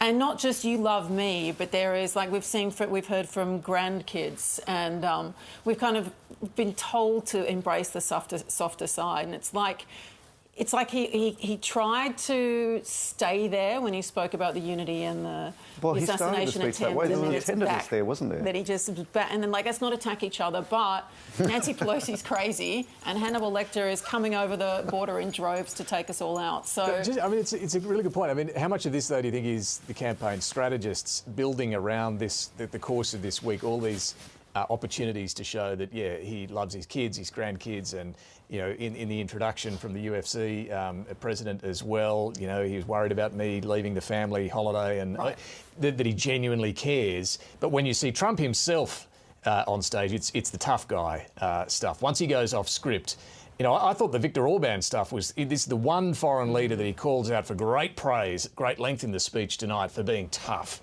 Vladimir Putin for being tough, Kim Jong-un for being tough. That's the real Donald Trump, isn't it? Sounds very much like a gang, doesn't it, of those the world leaders that he constantly likes to refer to in that way. But that's right. It's we had Kid Rock. We had and it's interesting that this isn't necessarily a coherent policy platform. We have, Amber Rose, who's an OnlyFans star, who supports abortion speaking. We have people attacking Wall Street, attacking corporate America at a GOP, convention, which is... But overarched by this romance about the past, right? Yeah, romance, nostalgia to a time we don't know exactly when it was, but we're told that it was his presidency. And it's coming back. And everything is, and people kind of forget that it was, his presidency was COVID. So when he pulls up times of, look how few people came into the country, and there's this graph that dips down precipitously. Well, the borders were basically, you couldn't fly in because everyone was trying not to get the plague. I want to go back to the US now and speak with Ying Ma, the president of American Ideals Political Action Committee. Ying Ma has worked as a communications and policy director on a number of Republican election campaigns. Thank you for joining us, Ying Ma. Thank you very much for having me. You've watched that speech. Donald Trump held the crowd closely at times, seemed to lose it at others. What do you make of that? Well, I think Trump does have a tendency to go long. I thought it was a very good speech. I do like the notes of unity early on. What I found interesting was that he seemed a bit subdued in the beginning, particularly when he was telling his personal story about being shot. And I think that being shot is something that has a real impact on the target. And he seemed very reflective in ways that we have not seen him in the past. And then he almost seemed a little bit tired. And at that time, I wondered if it was because maybe he hadn't completely recovered from the shooting. And then he became much, much more animated as time went on. I think it's the kind of speech you expect from Donald Trump. I do think that the attacks on his opponents were significantly milder than what his audience is used to, particularly at his famous Trump rally. So, but all in all, I thought he hit a lot of great notes on unity. He went after his opponents, but not in an over-the-top way. And he talked about all those issues that his supporters care about: crime, foreign policy, a good economy, all of those things. So I thought it was a great performance. You've written a fair bit about race, and race is a factor in this election campaign. How do Black, Hispanic, Asian communities there feel about newer migrants in America? Well, first of all, I think all of those communities, particularly the Black and Hispanic community, have gravitated to Trump in a way that nobody expected. Second of all, when it comes to illegal immigration into the country, we all know that there's been almost 10 million illegal immigrants who have entered the country since Joe Biden. That is a massive number and what many people refer to as an invasion. I think minority communities, in particular the Black community, I think they are not at all fond of this, no matter what the Democrats say in Washington. It's working class people, whether they're Black, brown, yellow, or white, for that matter, the kind of people that Vice Presidential candidate JD Vance know a lot about. These are the people who are very much affected by 10 million new illegal immigrants in this country. And I think Donald Trump's message resonates with them. Time and time again, voters have said that illegal immigration is a very important issue to them in this election. And I think Trump, as well as this Republican National Convention, have hit on those notes quite appropriately. Is it a bit of hyperbole to talk about invasion and to talk about this outbreak of assault and murder committed by illegal immigrants, considering that that is not what the evidence shows? What evidence are you pointing to? When a country has about 10 million new illegal immigrants enter its borders, that sounds quite a bit like an invasion to me. And day after day, we hear about teenagers being raped, assaulted. We hear about old ladies being raped, being assaulted. The crime is everywhere. We see it reported, especially in major cities that are far, far away from the southern border, including in New York City. And I think one thing that you cannot deny is that the American people are concerned about it, because that's what they repeatedly tell the posters. So Texas is the only state that monitors crime by immigration status, and the evidence from the FBI, the data from the FBI says that illegal immigrants commit crime at a lesser rate. It's not to say that it doesn't happen, but at a lesser rate to the rest of the population. So is it that Americans there are concerned about immigration totally, or crime by immigrants particularly, or crime as a general concept? Did you mean illegal immigrants illegal commit immigrants crimes at a crime, lesser yeah. rate? Yes, correct. Well, I think their first act in America is an illegal act. That is a crime. They commit a crime by coming into this country illegally. Now, I'm assuming you're referring to crimes against other Americans, whether it's robbery, whether it's murder.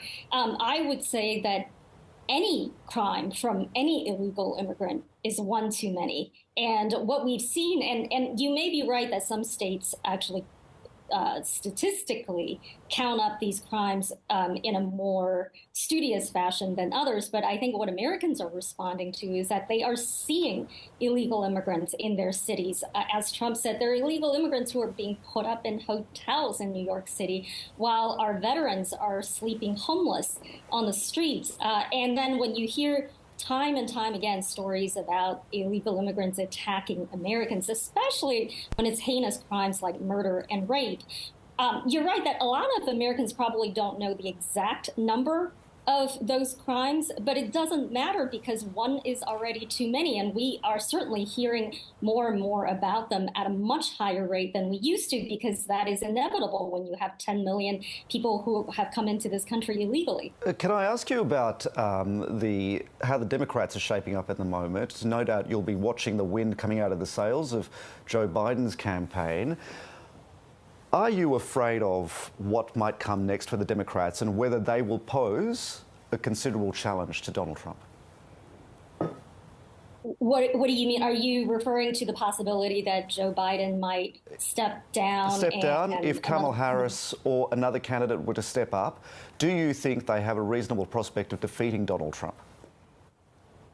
I do not think that any candidate they put up will have a very good chance of defeating Donald Trump at this point. Certainly some candidates could be stronger than Biden. They certainly would look far more awake than President Biden. President Biden clearly is in a world of trouble these days. But his vice president, for example, Kamala Harris, is not exactly a beloved figure. She's not beloved in her own party, and she's certainly not beloved amongst the American people. And she owns all of his policy failures, particularly the failures at the border, because she's his border czar. So all of that we just discussed about migrant crime, about the massive invasion at the southern border. She owns all of that along with him, and all of his failures, whether it's the inflation that we saw that's hurt Americans in the first 3.5 years of the Biden presidency. I think she owns all of that. And so if she were to become the nominee, and I think she would be the most natural candidate if he were to step down, I think that she would have a massive number of vulnerabilities, especially now in the aftermath of the attempted assassination on Trump. I do think that he's emerged a lot stronger politically than he was before the attempted assassination. So I'm not particularly concerned about any potential candidate at this point. All right, Yingma, thank you very much for joining us. Much appreciated. Thank you. Now, one of the more compelling moments of that speech was when Donald Trump spoke about the assassination attempt last Sunday at the rally in Pennsylvania. Here's how he described it. I started to, like this, turn to my right and was ready to begin a little bit further turn, which I'm very lucky I didn't do, when I heard a loud whizzing sound and felt something hit me really, really hard on my right ear. I said to myself, wow, what was that? It can only be a bullet. And moved my right hand to my ear, brought it down. My hand was covered with blood, just absolutely blood all over the place. I immediately knew it was very serious, that we were under attack, and in one movement proceeded to drop to the ground. Bullets were continuing to fly as very brave Secret Service agents rushed to the stage, and they really did. They rushed to the stage. Julia, the images from that assassination attempt have been used in fundraising material, in promotions for Donald Trump. In some sort of weird way, it's actually sort of put a huge amount of wind in his sails, hasn't it?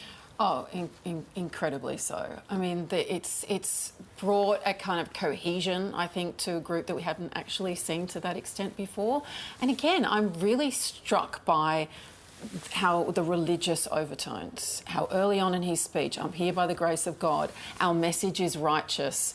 It's a real messianic almost kind of conversation people are having about him right now. And we watched, you know, from Franklin Graham to his children again and again and again. God saved him, which means that God also chose him. But yeah, we are seeing someone who's obviously completely rattled by it. David, can I ask your kind of perspective on Australian politics, how this affects us here? The assassination attempt or the actual the direction of the race? campaign, the presidential race, this speech, what's been laid out here, how does it affect the way Australians should read this campaign? Well, look, a few things. Firstly, I mean, you know, as we've noted, that retelling of the assassination attempt was amazing to watch. Donald Trump said that he's only going to tell this story once, he won't be repeating it. I'd be amazed if he doesn't repeat this. I mean, this was such a pivotal moment, an extraordinary moment, a moment that grabbed the nation's, the world's attention. And if he doesn't talk about this again through the course of the next few months, I'll be staggered. Look, the speech, the change in momentum in the campaign that we've seen really since the debate and Joe Biden's terrible performance there, absolutely has been, you know, it's got Australia and other US allies watching very closely. The momentum behind Trump this week in particular. I mean, look at what Kevin Rudd has done, Australia's ambassador to the United States. He's been there in Milwaukee, as he should be this week. That's what ambassadors do, try and make sure they have good connections, relationships with both sides. But he's gone out of his way to say that the Trump campaign has been very disciplined, very determined, doing well in all these swing states. He's talked about telling other ambassadors in Washington to just chill about the prospects of a second Trump presidency, particularly those in Europe who are nervous about what a Trump presidency might mean. So that's an overture from Kevin Rudd to the Trump team, very publicly saying, look, you know, we want to have a good relationship with you, and I'm even working behind the scenes to tell people to calm down. But what we've heard from Trump there again, it's nothing new. This is what we often hear when it comes to foreign policy, is a prescription that suddenly world peace will emerge. He'll be able to stop the wars in Russia, the war in Gaza, deal with China, stop any nuclear threats from Iran or North Korea. It's wishful thinking, but it does indicate a willingness to cut a deal with Russia on Ukraine. I mean, JD Vance even has talked about this in interviews before his selection by Trump, that you would basically end the war based on the current territory. Russia would get to keep what it's so far got in Crimea and other parts. That, you know, when it comes to Israel, a little bit different. They keep, you know, supporting Israel, but they wouldn't necessarily keep supporting Ukraine in the way that they have. I mean, JD Vance has also talked about wanting to really shift attention from Europe to Asia. He has said that he's a fan of AUKUS. He has said that he wants to supply Taiwan with a lot more arms. So, look, it is a very different global outlook, a more isolationist outlook, but one that is more focused on China and the threat in this region. Now, our elections analyst, Casey Briggs, joins us in the studio. Casey, how comfortably can we say that Donald Trump is the front runner, and how malleable are the numbers? Well, I think we can pretty clearly say he's the front runner at this point. How much of a front runner and how far ahead he is I guess, the big question. But he is ahead in polls in more than enough states at the moment to claim an electoral college victory, which would win him the White House, basically all swing states. We have to remember elections in America are close. They have been close for quite some time consistently. It really will come down to just a handful of states. So Donald Trump in the New York Times polling average, but all of the polling averages by US outlets are saying broadly the same thing. Trump's ahead 3 points nationally. But in the key states, Georgia, Arizona, Nevada, he's ahead by 6 or 7 points. In the Midwest, states like Wisconsin, Michigan, Pennsylvania, people that follow US politics will hear us say those states over and over and over and over again. Wisconsin, Michigan, Pennsylvania, Trump's ahead by about 4 percentage points. And in states that have historically been sort of seen as swing states, purple states, states that could go either way, states like North Carolina, he's ahead by 6 percentage points. How big a gap is that? I mean, 6 doesn't sound like a lot, but it could... In the scheme of polling in the US, it isn't necessarily a lot, is the thing we should remind ourselves of. In some of these states, so in Wisconsin, Michigan, Pennsylvania, past polling errors have been large enough that you could quite reasonably see that Biden actually does, on the day, come out ahead, if that was the sort of polling numbers we were looking at 3 months from now in November. We have seen polls be out by more than 4 percentage points, quite famously, 2020 and 2016 in some of these states. So the confidence interval, if you like, the sort of uncertainty would give Biden, some hope that, if the polls are wrong, and you don't kind of bank on the polls being wrong if you're behind in an election campaign, but, there is that sort of chance.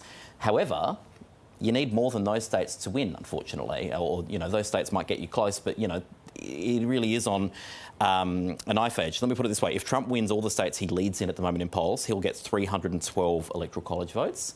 270 is what you need to win. So he's well over what you would need. He can afford to lose several of the states that he currently leads in. Just the other quick thing I'll say on polling, and especially after these sorts of events, we are sort of in an era of US politics where polls do not move that quickly, especially with the two candidates that we're talking about at the moment. I think there are very few people who were turning on their television in the US today. I don't think there was anyone really who would turn on their television in the US today expecting Jeopardy or Wheel of Fortune or something and getting Donald Trump and going, oh, who's this guy? I've never heard of this guy before. People know who these people are. Donald Trump and Joe Biden, this is a rematch. The sort of opinions in so many ways are really baked in. What might be more influential is actually on the day who turns up and votes, who's energised to vote, because we know a lot of people are not that excited about the two candidates they're being presented with, at least at the moment. And if anything, the direction of polling movement has been toward Donald Trump in the last few weeks. So since the debate 3 weeks ago, polls have maybe shifted toward Trump by a percentage point or so. Since Trump was convicted of a felony in court, moved about 2 percentage points toward Trump nationally. So a lot of strange, unconventional things happening in this era of modern politics, but the polarisation... Can I just ask, is that pre-assassination attempt or post? So we have very few polls in the United States since the assassination attempt. These polls take, 3, 4, 5 days to field. The other thing I'll just say is so much news has happened this week and so many things have happened. There'll be a temptation to sort of draw a causal link between the assassination or the convention and how polls move. But and we've also seen, the Democrats having quite a torrid week. All of that goes into the mix. And frankly, my sort of prior assumption, whenever anyone asks me what effect will this incident have or this event have on polling, my prior assumption is probably not a whole lot, because we've seen historically all sorts of major events happen. A former president get indicted, a former president get convicted, all sorts of events happen, and not a whole lot has shifted. And so the polling seems really kind of rigid at this point. That speech was very long, as you've been commenting on. C-SPAN's pulled the numbers for us. That was the single longest presidential nomination convention speech on the Republican side since at least 1984. He spoke for 92 minutes. A lot of people will have gone to sleep or turned the TV off well before he got to sort of Act 2 of the speech, that sort of stump speech that was much more sort of a reversion to form for Donald Trump. And I guess, these sorts of events, I question the importance of them sometimes, because I think most ordinary people, when given the option of watching a politician, any politician, whether it's Donald Trump or not, speak for a feature film length of time or not, probably choose not. Yeah. Casey just mentioned, Julia, this idea of people... David, bring you in here just to pick up a point. Yeah, go ahead. Yeah, no, I was just going to pick up on the point Casey's making there, just back on the polling. And look, you're absolutely right too about polls are a snapshot in time. It's remarkable how little movement we've seen in the polls. And look, after Biden's debate, this is kind of his argument internally, apparently, is that, look, the only movement's been within the margin of error. I'm fine. It hasn't shifted things that much. I'm, still in this. Is it fair to assume, though, Casey, do you think, having watched a lot of these poll movements, that the concern from Biden critics in the Democrats is that it's about to get a whole lot worse, that it will take a little bit of time for the events of the last few weeks to flow through in the numbers? I think they'd be A, worried about that, and B, just looking at the fact that they are behind. There's also the Senate as well, right? There's also the Senate, right? And so let's come back to that in a second. But they're behind and they're looking at their candidate. And I think many senior Democrats are worried that this is not the candidate that has the capacity to lead the kind of campaign that could see them make up that ground. They're not that far behind. It's the kind of lead that can be caught up in a sort of historical sense, but the direction is going the wrong way, very slowly, but it is going the wrong way.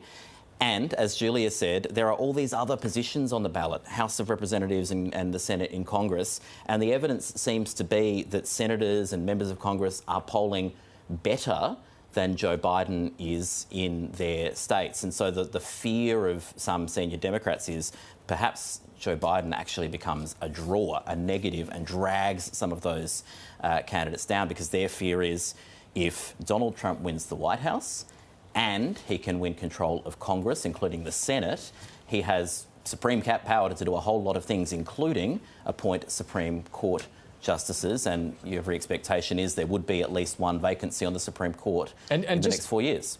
Just quickly too, there's also the concern about down ballot races in state and local legislatures as well. And you know, within the Democrats, the concern is if the Republicans start to do well at that level as well, you start to give them the ability to redraw electoral boundaries, and this is going to hurt the Democrats. You're going to entrench the problems for the Democrats longer term. In perpetuity. Yeah. Yes, there has just been a round of redistricting, so there won't be another one for a while, but the more power that the party can amass, there are a lot of powers given in state legislatures to set the rules for their own elections in many states, and so it entrenches the power that one party can hold. So I think there are lots of fears from the Democrats around the situation that they're in, despite the fact that on paper maybe things don't look all that bad, and there is still 100 days. Polling is static. Julia, The Hill is reporting that President Biden is preparing to make a major announcement soon about his candidacy. We know that the wind has been coming out of his sails for a couple of weeks now. It's gently putting it, yes. Yeah, I think what do we make of that? Are we expecting that he will step aside? We know that senior Democrats are kind of deserting him and giving him the tap on the shoulder. All the signs are there. I mean, once we have more than 20 prominent Democrats, we have, Shiv, we have Nancy Pelosi, we have Barack Obama, and Barack Obama, who was trying to encourage him not to run, many months ago.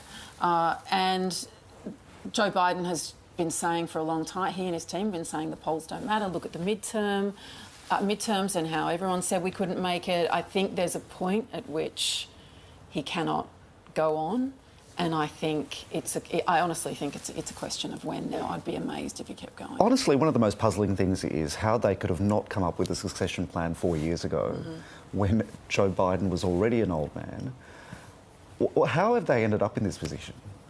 I think it's just his sheer belief that he can do it and that he's the only one that can beat Donald Trump. Coupled with a political convention and a sort of norm that if the incumbent wants to run again, they don't get challenged.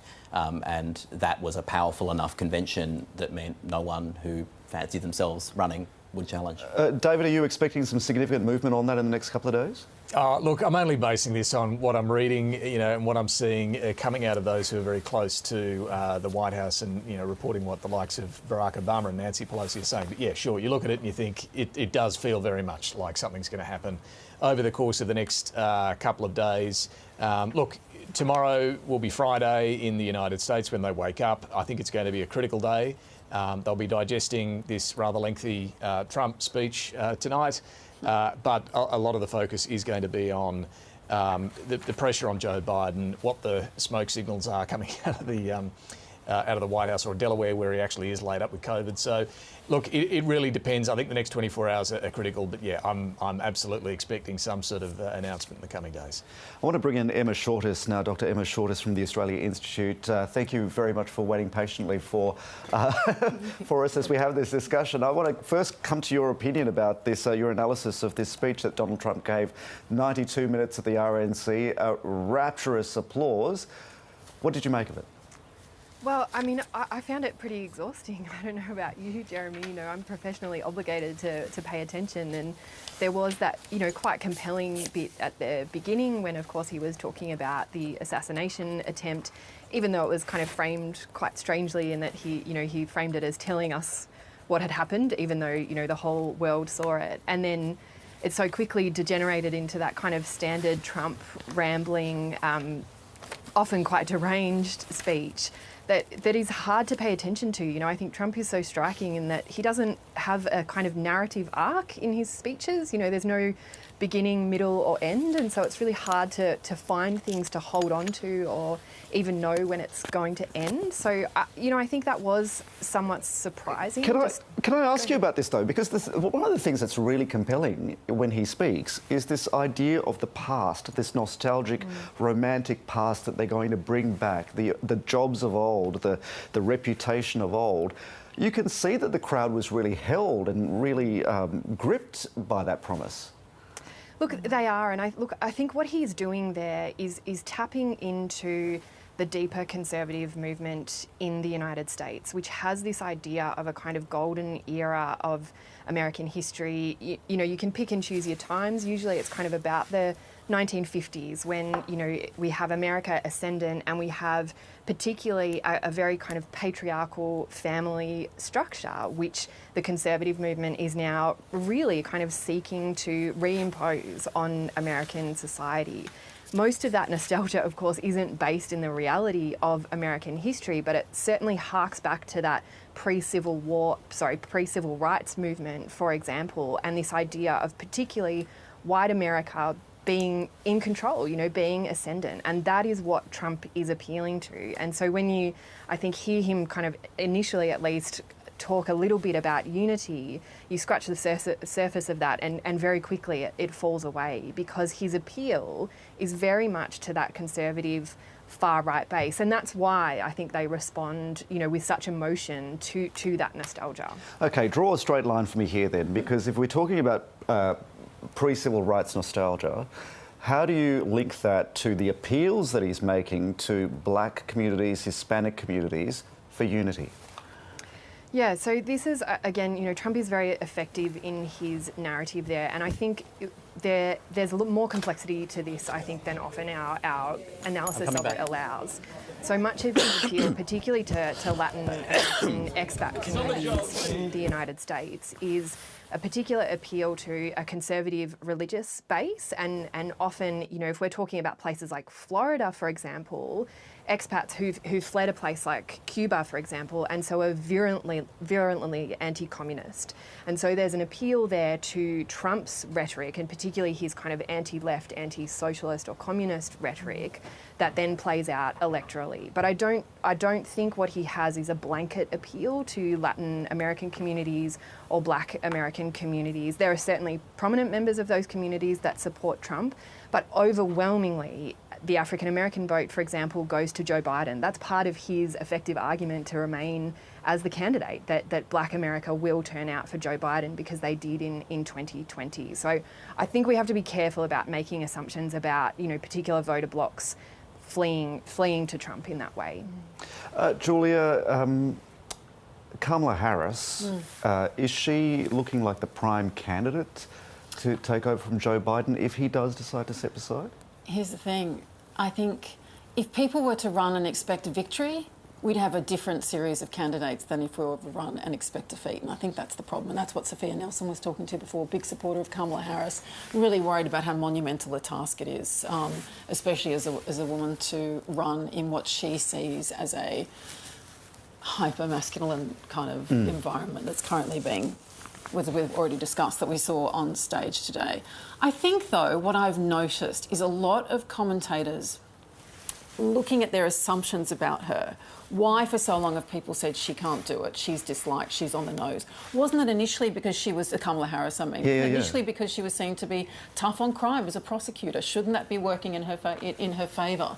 You know, so I think that, and also asking questions about there are certain prejudices which come into play here. Is she being underestimated? But she's not a great performer in front of camera, right, and in crowds? She's not bad. I don't think she's. I think she's just not one of their best. She's not an Obama. They haven't got an Obama, unfortunately, in the wings. But a lot of people would want there to be an Obama at the moment. A lot of people, either Obama, I think. But yeah, but I do wonder if she hasn't been properly tested. She was very effective when she was, going around on this abortion rights tour. We have seen a lot of talk about her at the convention this week. She's clearly perceived as some kind of threat. They're calling her the immigration czar, which of course is completely incorrect. Does being a woman and being a woman of colour present a liability? Yes. That's how it will be spoken about in purely those terms. Look at what happened to Hillary Clinton. What sentiment are we dealing with? And when we look at how much of the vote that Trump has, I don't know what the polling shows about this when it comes to Kamala Harris. Casey, what does it tell us on that? Yeah, there's less polling of a Kamala Harris versus Trump matchup, but it does exist, and it has been, I think, ramping up a little bit. We saw one poll from CBS, from YouGov this week, that tried both matchups, Biden versus Trump and Kamala Harris versus Donald Trump. Biden 47-52, so Trump plus 5. Harris doing a little bit better, 48-51, Trump plus 3.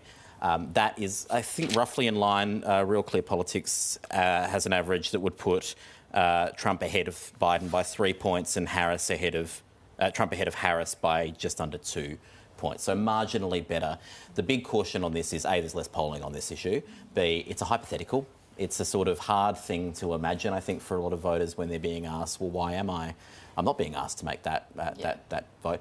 And as you've been discussing, Kamala Harris is not running a campaign, so there's a lot less for people to actually assess her on. I think that the calculus of Democrats seems to be those pushing for change, I should say, but the calculus from them seems to be, well, Kamala Harris is doing no worse in head-to-head matchups and maybe slightly better, appears to have a greater capacity to run a campaign and front a campaign and is a sort of, at this point, a more compelling orator than easily than Joe Biden. Yes. That these Democrats would be seeing, and would just go, well, it's all hypothetical, but the political instinct kicks in, and that would seem to be the better option in their eyes. Can I extend the hypothetical? Because she's not the only name that's been mentioned as a potential replacement. I mean, we've got Gavin Newsom, Gretchen Whitmer. Where are they in this equation, and where's their popularity at? It's been really interesting when this conversation first began straight after the debate a few weeks ago. It seemed like there was a sort of conventional wisdom that Biden needs to step down, and also Kamala Harris needs to agree not to run so that we can run one of these popular governors. And as the weeks have gone on, it does seem like the movement sort of coalesced back toward the Vice President. I mean, maybe that's just because that is the simplest and easiest thing to do at this point, and it's been a torturous 3 weeks, and can you imagine doing this for another 3 weeks? But it also, what are you saying to either female voters or to black voters if she's immediately skipped over without, a single compelling reason? And without a primary process to at least, not even testing it electorally. Joe Biden won a Democratic primary that was not a competitive one because no one else put their hand up because the incumbent was running again. The other candidates that are being talked about, none of whom are saying, for obvious reasons that they want to run, but we are presuming that they want, that they fancy themselves as a presidential contender. None of them have been tested in 2024 by voters beyond these sort of hypothetical opinion polls that are all a bit sort of, They do still have enough time to do it. People keep talking about how little time they have, but you could still have some. The last week has felt like an age. Mate, the last couple of hours. Emma Shorters, can I get you to weigh in here about the hypothetical of Kamala Harris as a potential presidential candidate? Look, I think I agree with the other panellists that she is the most obvious and well-placed candidate, and Casey's absolutely right that we should be sceptical of those hypothetical head-to-head polls. I think the party itself would be, is interested in a show of unity and uniting behind that one candidate. It would also allow Biden, I think, a more graceful exit if he can kind of anoint Harris as his successor. I think that would perhaps soften the blow for him a little bit to allow him to kind of keep his legacy intact in that way. And look, I certainly think, we shouldn't write off Harris. Julia's right that she has a lot of appeal, particularly when it comes to reproductive rights, and we know that that is a mobilising issue. And I think we also can't underestimate the contrast that she would provide to a ticket that is two white men who have extreme positions on women's rights and on regulating gender and women's bodies in particular. You know, we know that that's been mobilising historically. But I think it's also been interesting to see a potential shift after this speech by Donald Trump, you know, whether Democrats are a little bit emboldened and kind of remind themselves that actually maybe this guy is beatable and they don't necessarily have to resign themselves to a loss, given, you know, as Julia was saying, there is plenty of time. There is a long time before this election. So I think that the calculus may shift slightly, but I certainly think that, you know, the writing is on the wall for Biden. I'd be very surprised if he's still around even at the end of the weekend, just given what we're hearing coming out of the United States. So strategically, what's your assessment of what the messaging is for the Democrats here? If Donald Trump is kind of leading on, you know, the fact that all these wars have broken out and the borders are broken open while the Democrats have been in charge, how do the Democrats win that back? Look, I mean, I'm sure lots of people wish they knew the answer to that question. I think if we go back to 2020 and that campaign that Biden ran against Donald Trump, he ran really as, you know, love in response to hate. He ran as the kind of salve to Trumpism and the kind of angry nature of that 4 years. And when he leaned into that role, into his own personal compassion, you know, his best moment in the debate in that campaign was when Donald Trump went after his son Hunter Biden, and he talked about his unconditional love for his son and how many Americans had experienced the ravages of addiction. And I think that therein lies Biden's appeal, like his genuine appeal to the American people. For many reasons, he's lost that, you know, partly because of his betrayal of that promise to be a generational bridge. But I think you can see some Democrats picking that up again, you know, especially in the response to the last week or so in American politics. So there's a clip of Senator Cory Booker, for example, sort of doing the rounds on social media where he talks about exactly this. He talks about the hatred that was coming out of the Republican National Convention and particularly from Trump, and talks about the need to lead with love. And I think there's real potential for the Democrats to continue to pick up that message in response to Trump. You know, they may not. They may continue to focus on saving the furniture. But it's entirely possible, I think, that Biden leaving the race actually turns into that kind of circuit breaker for the party. Can I just, this might sound a bit controversial, but is it a bit wishy-washy to say lead with love? I mean, it's such an intangible thing. What does that mean to an American? Yeah, I think that's a completely fair enough criticism, because it is sort of relatively vague. I think, you know, to be fair to Booker and Democrats, what sits behind that is, you know, a policy substance around addressing inequality, around healthcare and around safety in particular. So I think there is substance to it. Part of what Biden is struggling with is that he hasn't been able to deliver on the substance. And, you know, you spoke about foreign policy, Jeremy, and I think that's a critical issue. You know, I think Biden has partly lost his appeal with a critical base of young people and people of colour is because of his foreign policy. It's because of his perceived lack of willingness to listen to those voters when they say to him they want the United States to do much more to protect children in Gaza. You know, I think that connection is often lost when we look at Biden's disapproval rating. And so I think, you know, when Booker is talking about leading with love and when the party is talking about unity, that has to be backed up with a different vision for the future of the United States and its role in the world, because that's what voters have been telling Joe Biden for a long time before that disastrous debate performance. Now, I just want to bring in our Foreign Affairs reporter, Stephen Jedgetts, who's on the line from Canberra. Stephen, many Australians, officials and politicians will be watching these developments.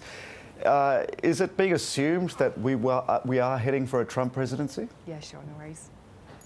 Look, probably not assumed, Jeremy. I mean, I think the assessment in Canberra is probably pretty similar to the assessment you get in many parts of the world, and that is Trump is probably more likely than anyone else to be the next president of the United States, but it's by no means a shoo-in, just because of the, as someone put it to me yesterday, the infinite amount of variables that we're all facing here. So, yes, it's absolutely true. And you can see this in the work that Kevin Rudd's doing right now at the RNC and the like. Yes, Australia is very much gearing up for the possibility or the probability even of a Trump presidency, but there also isn't a sense in Canberra that this is by any means an inevitability. There is a sense that there is still, as people have been saying, an awfully long way to go until November, and that anything could happen before then. So no one is putting any sort of stock in any sort of certainties here. Some of the policy issues that Trump has kind of articulated in the past, AUKUS is a major one for us. Where does that stand for us now? Yeah, we don't know at this stage, and that's obviously perhaps the most immediate or critical question that people, at least in defence, are going to be grappling with if we are facing a Trump presidency. What will Donald Trump do with AUKUS? Will he ditch it? He's a famously transactional man with a transactional view of foreign policy, or will he see it as a net plus? Now, we've got a couple of whispers. We've seen, for example, Scott Morrison, after a private conversation with Donald Trump, saying that he believes that the president is quite supportive. There's also footage that's emerged recently of JD Vance talking to Michael Fullilove from the Lowy Institute, saying that he thinks that AUKUS is a good idea, and there is a cautious sense of optimism inside the Australian government's ranks that a Trump presidency wouldn't spell the end of AUKUS, that they'd see a compelling logic behind it and would probably allow it to continue.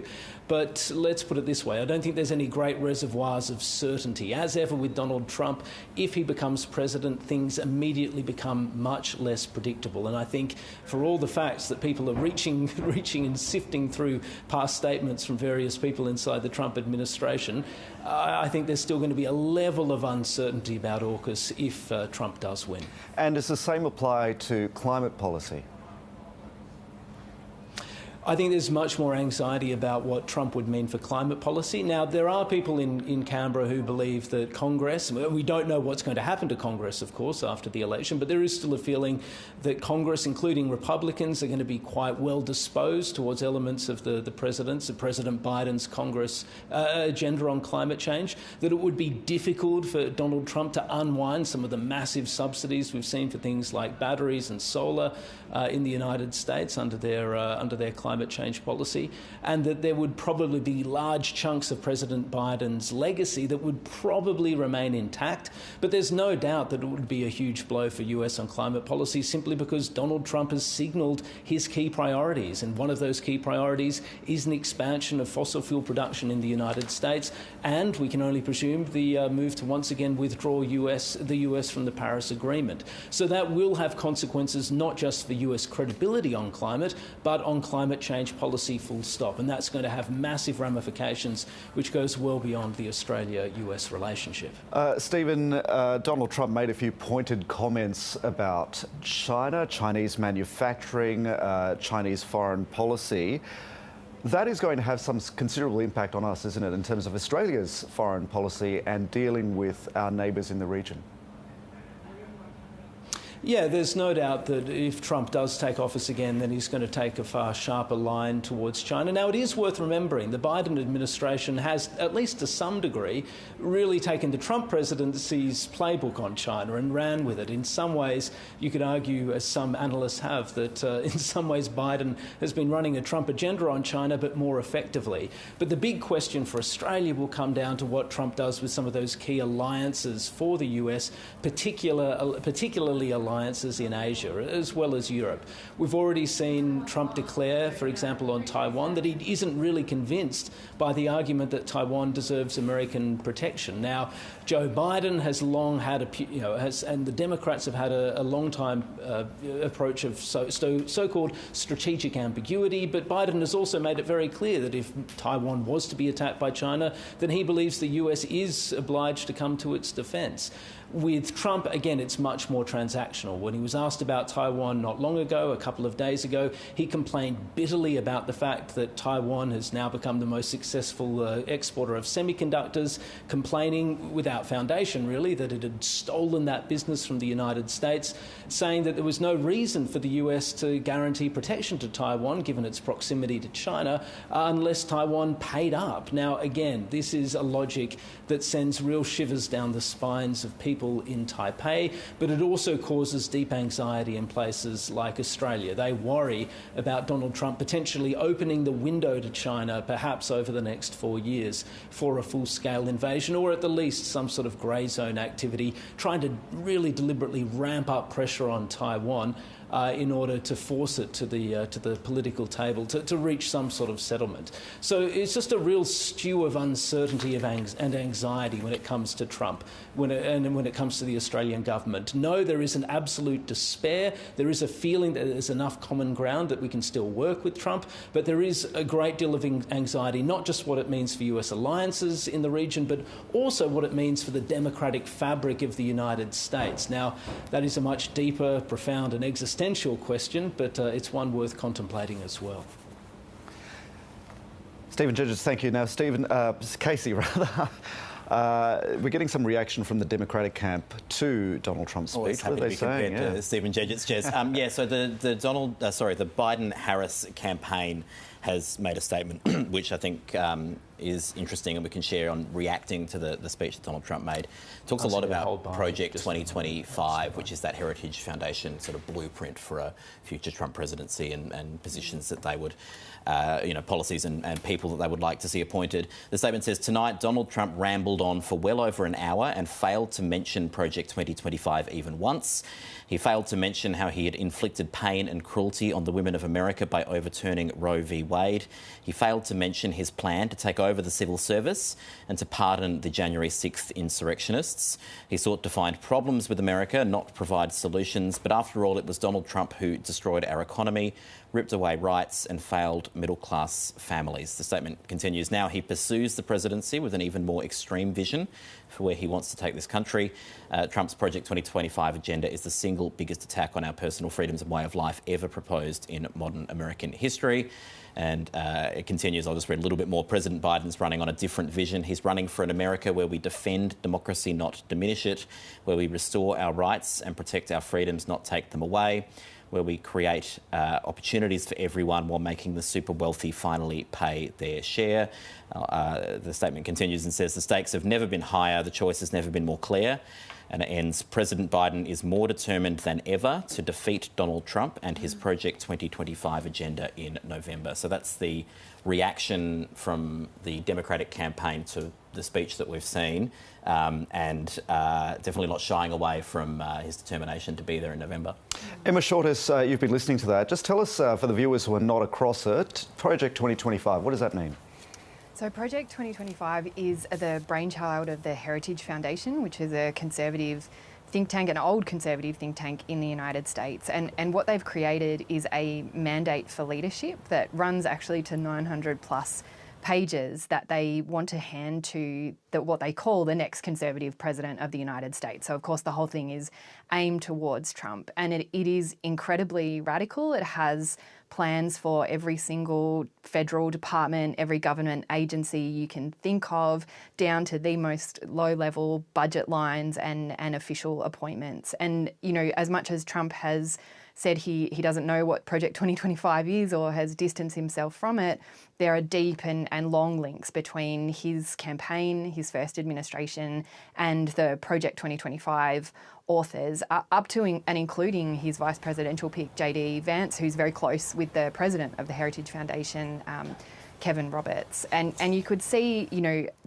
bits of Project 2025 littered throughout Trump's speech tonight. We just heard about the climate plans that Trump has, and his insistence that he needs to be a dictator on day one in order to drill, baby, drill. That is straight out of Project 2025, as are his policy platforms on mass deportations, for example. So this is a plan to radically reshape the role of government in the United States, to radically reshape American life, and to radically reshape America's role in the world. So, you know, as much as I think sometimes it feels like a bit of a scare campaign, you know, it's very possible that should Trump win in November, Project 2025, at least in part, you know, is implemented, and the consequences of that are really, truly global.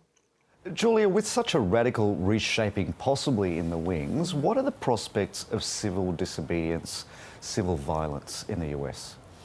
Well, we do know that polling has shown an increase in anger across both sides of the spectrum, of the political spectrum, assuming that we can say there are two sides now, because MAGA is a force in and of itself. We do know that the language of violence, the rhetoric of violence, the indication of a readiness to support violence has grown quite significantly. There's a tolerance of it, isn't there? That's growing. right. Yeah. And so people, if you speak to Americans, especially those in the Northeast, they will talk about the possibility of a civil war every day because they're so anxious about it. Now, whether that's alarmist, you'll always have someone coming in saying they're more sanguine, but we do know that there's much more of a tinderbox mentality, and the increase in the number of threats even to politicians and violent acts towards politicians and husbands and spouses and so on, such as Nancy Pelosi, have increased by tenfold over the last few years. John Barron from Planet America joins us. Lovely to see you. Big day for you as well. Can I just pick up on that point about the prospects of civil violence, civil disobedience in the US, given the sort of temperature of everything there right now? Jeremy, it's always a concern. Americans historically have been heavily armed. At times they've used those weapons. First they rose up against the British, then they rose up against themselves in the Civil War of the 1860s. There have been spasms of violence throughout their history, some not well known. In the early 1920s there was the Tulsa Race Massacre, where white Americans attacked an affluent black neighbourhood in Tulsa, Oklahoma, including what was effectively an air raid, using a police biplane throwing dynamite sticks on black homes and businesses. Hundreds of people were killed, all because of a fallacious report of a white woman being chatted up by a black man. America has long been a tinderbox, and that tinderbox has burned on many occasions. It caught fire again in that terrible year of 1968, when Dr. Martin Luther King was assassinated, and then Senator Robert Kennedy was assassinated within weeks. That led to the election of Richard Nixon on a law and order campaign. The year 2024 is bearing quite frightening similarities with 1968 right now. America is divided as it was in the 1960s. Americans have different views about the rightness or wrongness of major issues such as warfare and the economy. There is also an underclass in the United States now which is suffering from a loss of both social and economic prestige. We've seen that play out this week in the Republican convention, a very unconventional Republican convention. This was a populist, Trumpist, MAGA takeover of conservative politics. We had a union leader speaking at a Republican convention. We have somebody in JD Vance, a 39-year-old with less than 18 months' experience in elected office, elevated to the nomination of the Vice Presidency of the United States because he is seen as something of a cipher to understand that white working class discontent. And yet the biggest cheer in his acceptance speech yesterday was when he talked about his mamour, his grandmother, who raised him up. The two things that the stories he told about her was, one, when she threatened to kill his friend by running them over with a car because he was into drugs. The other big cheer said, line... no one will ever know. Exactly. This is the party that was the party of law and order, cheering the idea of an old woman running over a young man who's dealing drugs. The second big cheer was when we heard that Mamour had, after she died, there were 17, I think, loaded guns in her house because she wanted to shoot the intruders who were coming to get her. That level of fear, that level of paranoia, and that version of self-reliance to the extent that you don't even call the cops when somebody is dealing drugs or you don't feel safe in your home. You just get a dozen or more guns ready to shoot an intruder. Little wonder 60,000 Americans lose their lives to firearms every year. Little wonder that former President Trump almost became another one of them last weekend. You know, the fear and concern that normally erupts after a shooting in the US didn't seem to be sort of quite as pronounced after that assassination attempt last weekend. Why is that? There's so much we don't know about that, and clearly it could and probably would have been different had former President Trump been killed, and he was millimetres away from that. When Dr. King was assassinated in 1968, there were riots across the United States. Dozens of people died as a result of the violence that erupted in America's cities and towns as a result of that. Robert Kennedy famously called for peace. He called, I think it was in Indianapolis that night, and it was one of the few cities in America that did not erupt into flames as a result. There were peacemakers in 1968, in that case a peacemaker who soon paid with his own life for calling for peace, as he was in Vietnam. In the United States this week, there has been an attempt on all sides to tone down the rhetoric, to also find out what was behind that incident last weekend. It's an unclear set of circumstances and motives. It is possibly not politically motivated any more than some of the high school and cinema shootings we've seen in the United States in recent decades. It may not even have been a political act. That it did not trigger violence, that it did not do more, possibly has more to do with the fact that Trump was not killed than any particular restraint on the part of the American populace. If you're just joining us, just to bring you up to date, we have been joined by listeners on ABC Radio right now. You may have noticed that we haven't been able to play you any video clips from that speech of the RNC that Donald Trump gave, 92 minutes he spoke for. We're having a few technical difficulties that are affecting radio and television broadcast right around the country, but thankfully we have a lot to talk about as a result of that RNC. I'm joined in the studio by John Barron, the host of Planet America, and Julia Baird, author, columnist, and my host on the Not Stupid podcast. Thank you both for being here for your analysis on the day's events in what's been an incredible week. John, I want to get your take on what you thought about that speech. It started very, very strong. You could tell that Donald Trump was holding the crowd. I want to preface what I'm about to say, Jeremy, by saying I appreciate that Donald Trump is a man with feelings and deep emotions. He is a victim of violence. He is probably a trauma sufferer right now. He has clearly given serious thought as to why he is even alive today. A lot of people that have a brush with death think that there must be a higher purpose for that and that there may have been divine intervention. I understand that and I respect that. Even if I don't share that belief, I respect that. As a convention speech, this was not just the longest there has ever been, it was, I think, the worst there has ever been. Worst by what measure? I'm interested. In terms of the authorship, he had an astonishing opportunity to weave what happened to him last weekend into a wider narrative about... I encourage people, when their internet at home comes back, and I know a lot of people around the country are suffering technical problems, not just the ABC, have a look at what Robert Kennedy said on the occasion of the assassination of Martin Luther King. You will see somebody grappling with violence, trying to make meaning, trying to talk about how we break this cycle and how we reunite, how we understand the people that are angry, that have missed out, that are still being mistreated by our society, and how we make that better. Donald Trump could have done his equivalent of that. He did not. To my mind, he spent the first 10 minutes of his speech giving something which was understandably flat. It sounded like a traumatised person giving a victim's impact statement or a statement to police. He looked close to tears at times. He is going through a lot right now, and I appreciate that. I'm sympathetic to that fact. There was nothing artful about what he did. He simply recounted the events as it would appear in an FBI victim statement. That's fine. After doing that and not making more of it, which he could have, and I believe should have, there's time, he's got no shortage of resources, good people work for him with elegant writing skills.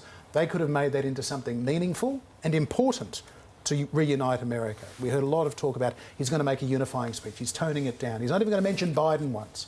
Well, he couldn't resist. Took him 36 minutes to refer to crazy Nancy Pelosi.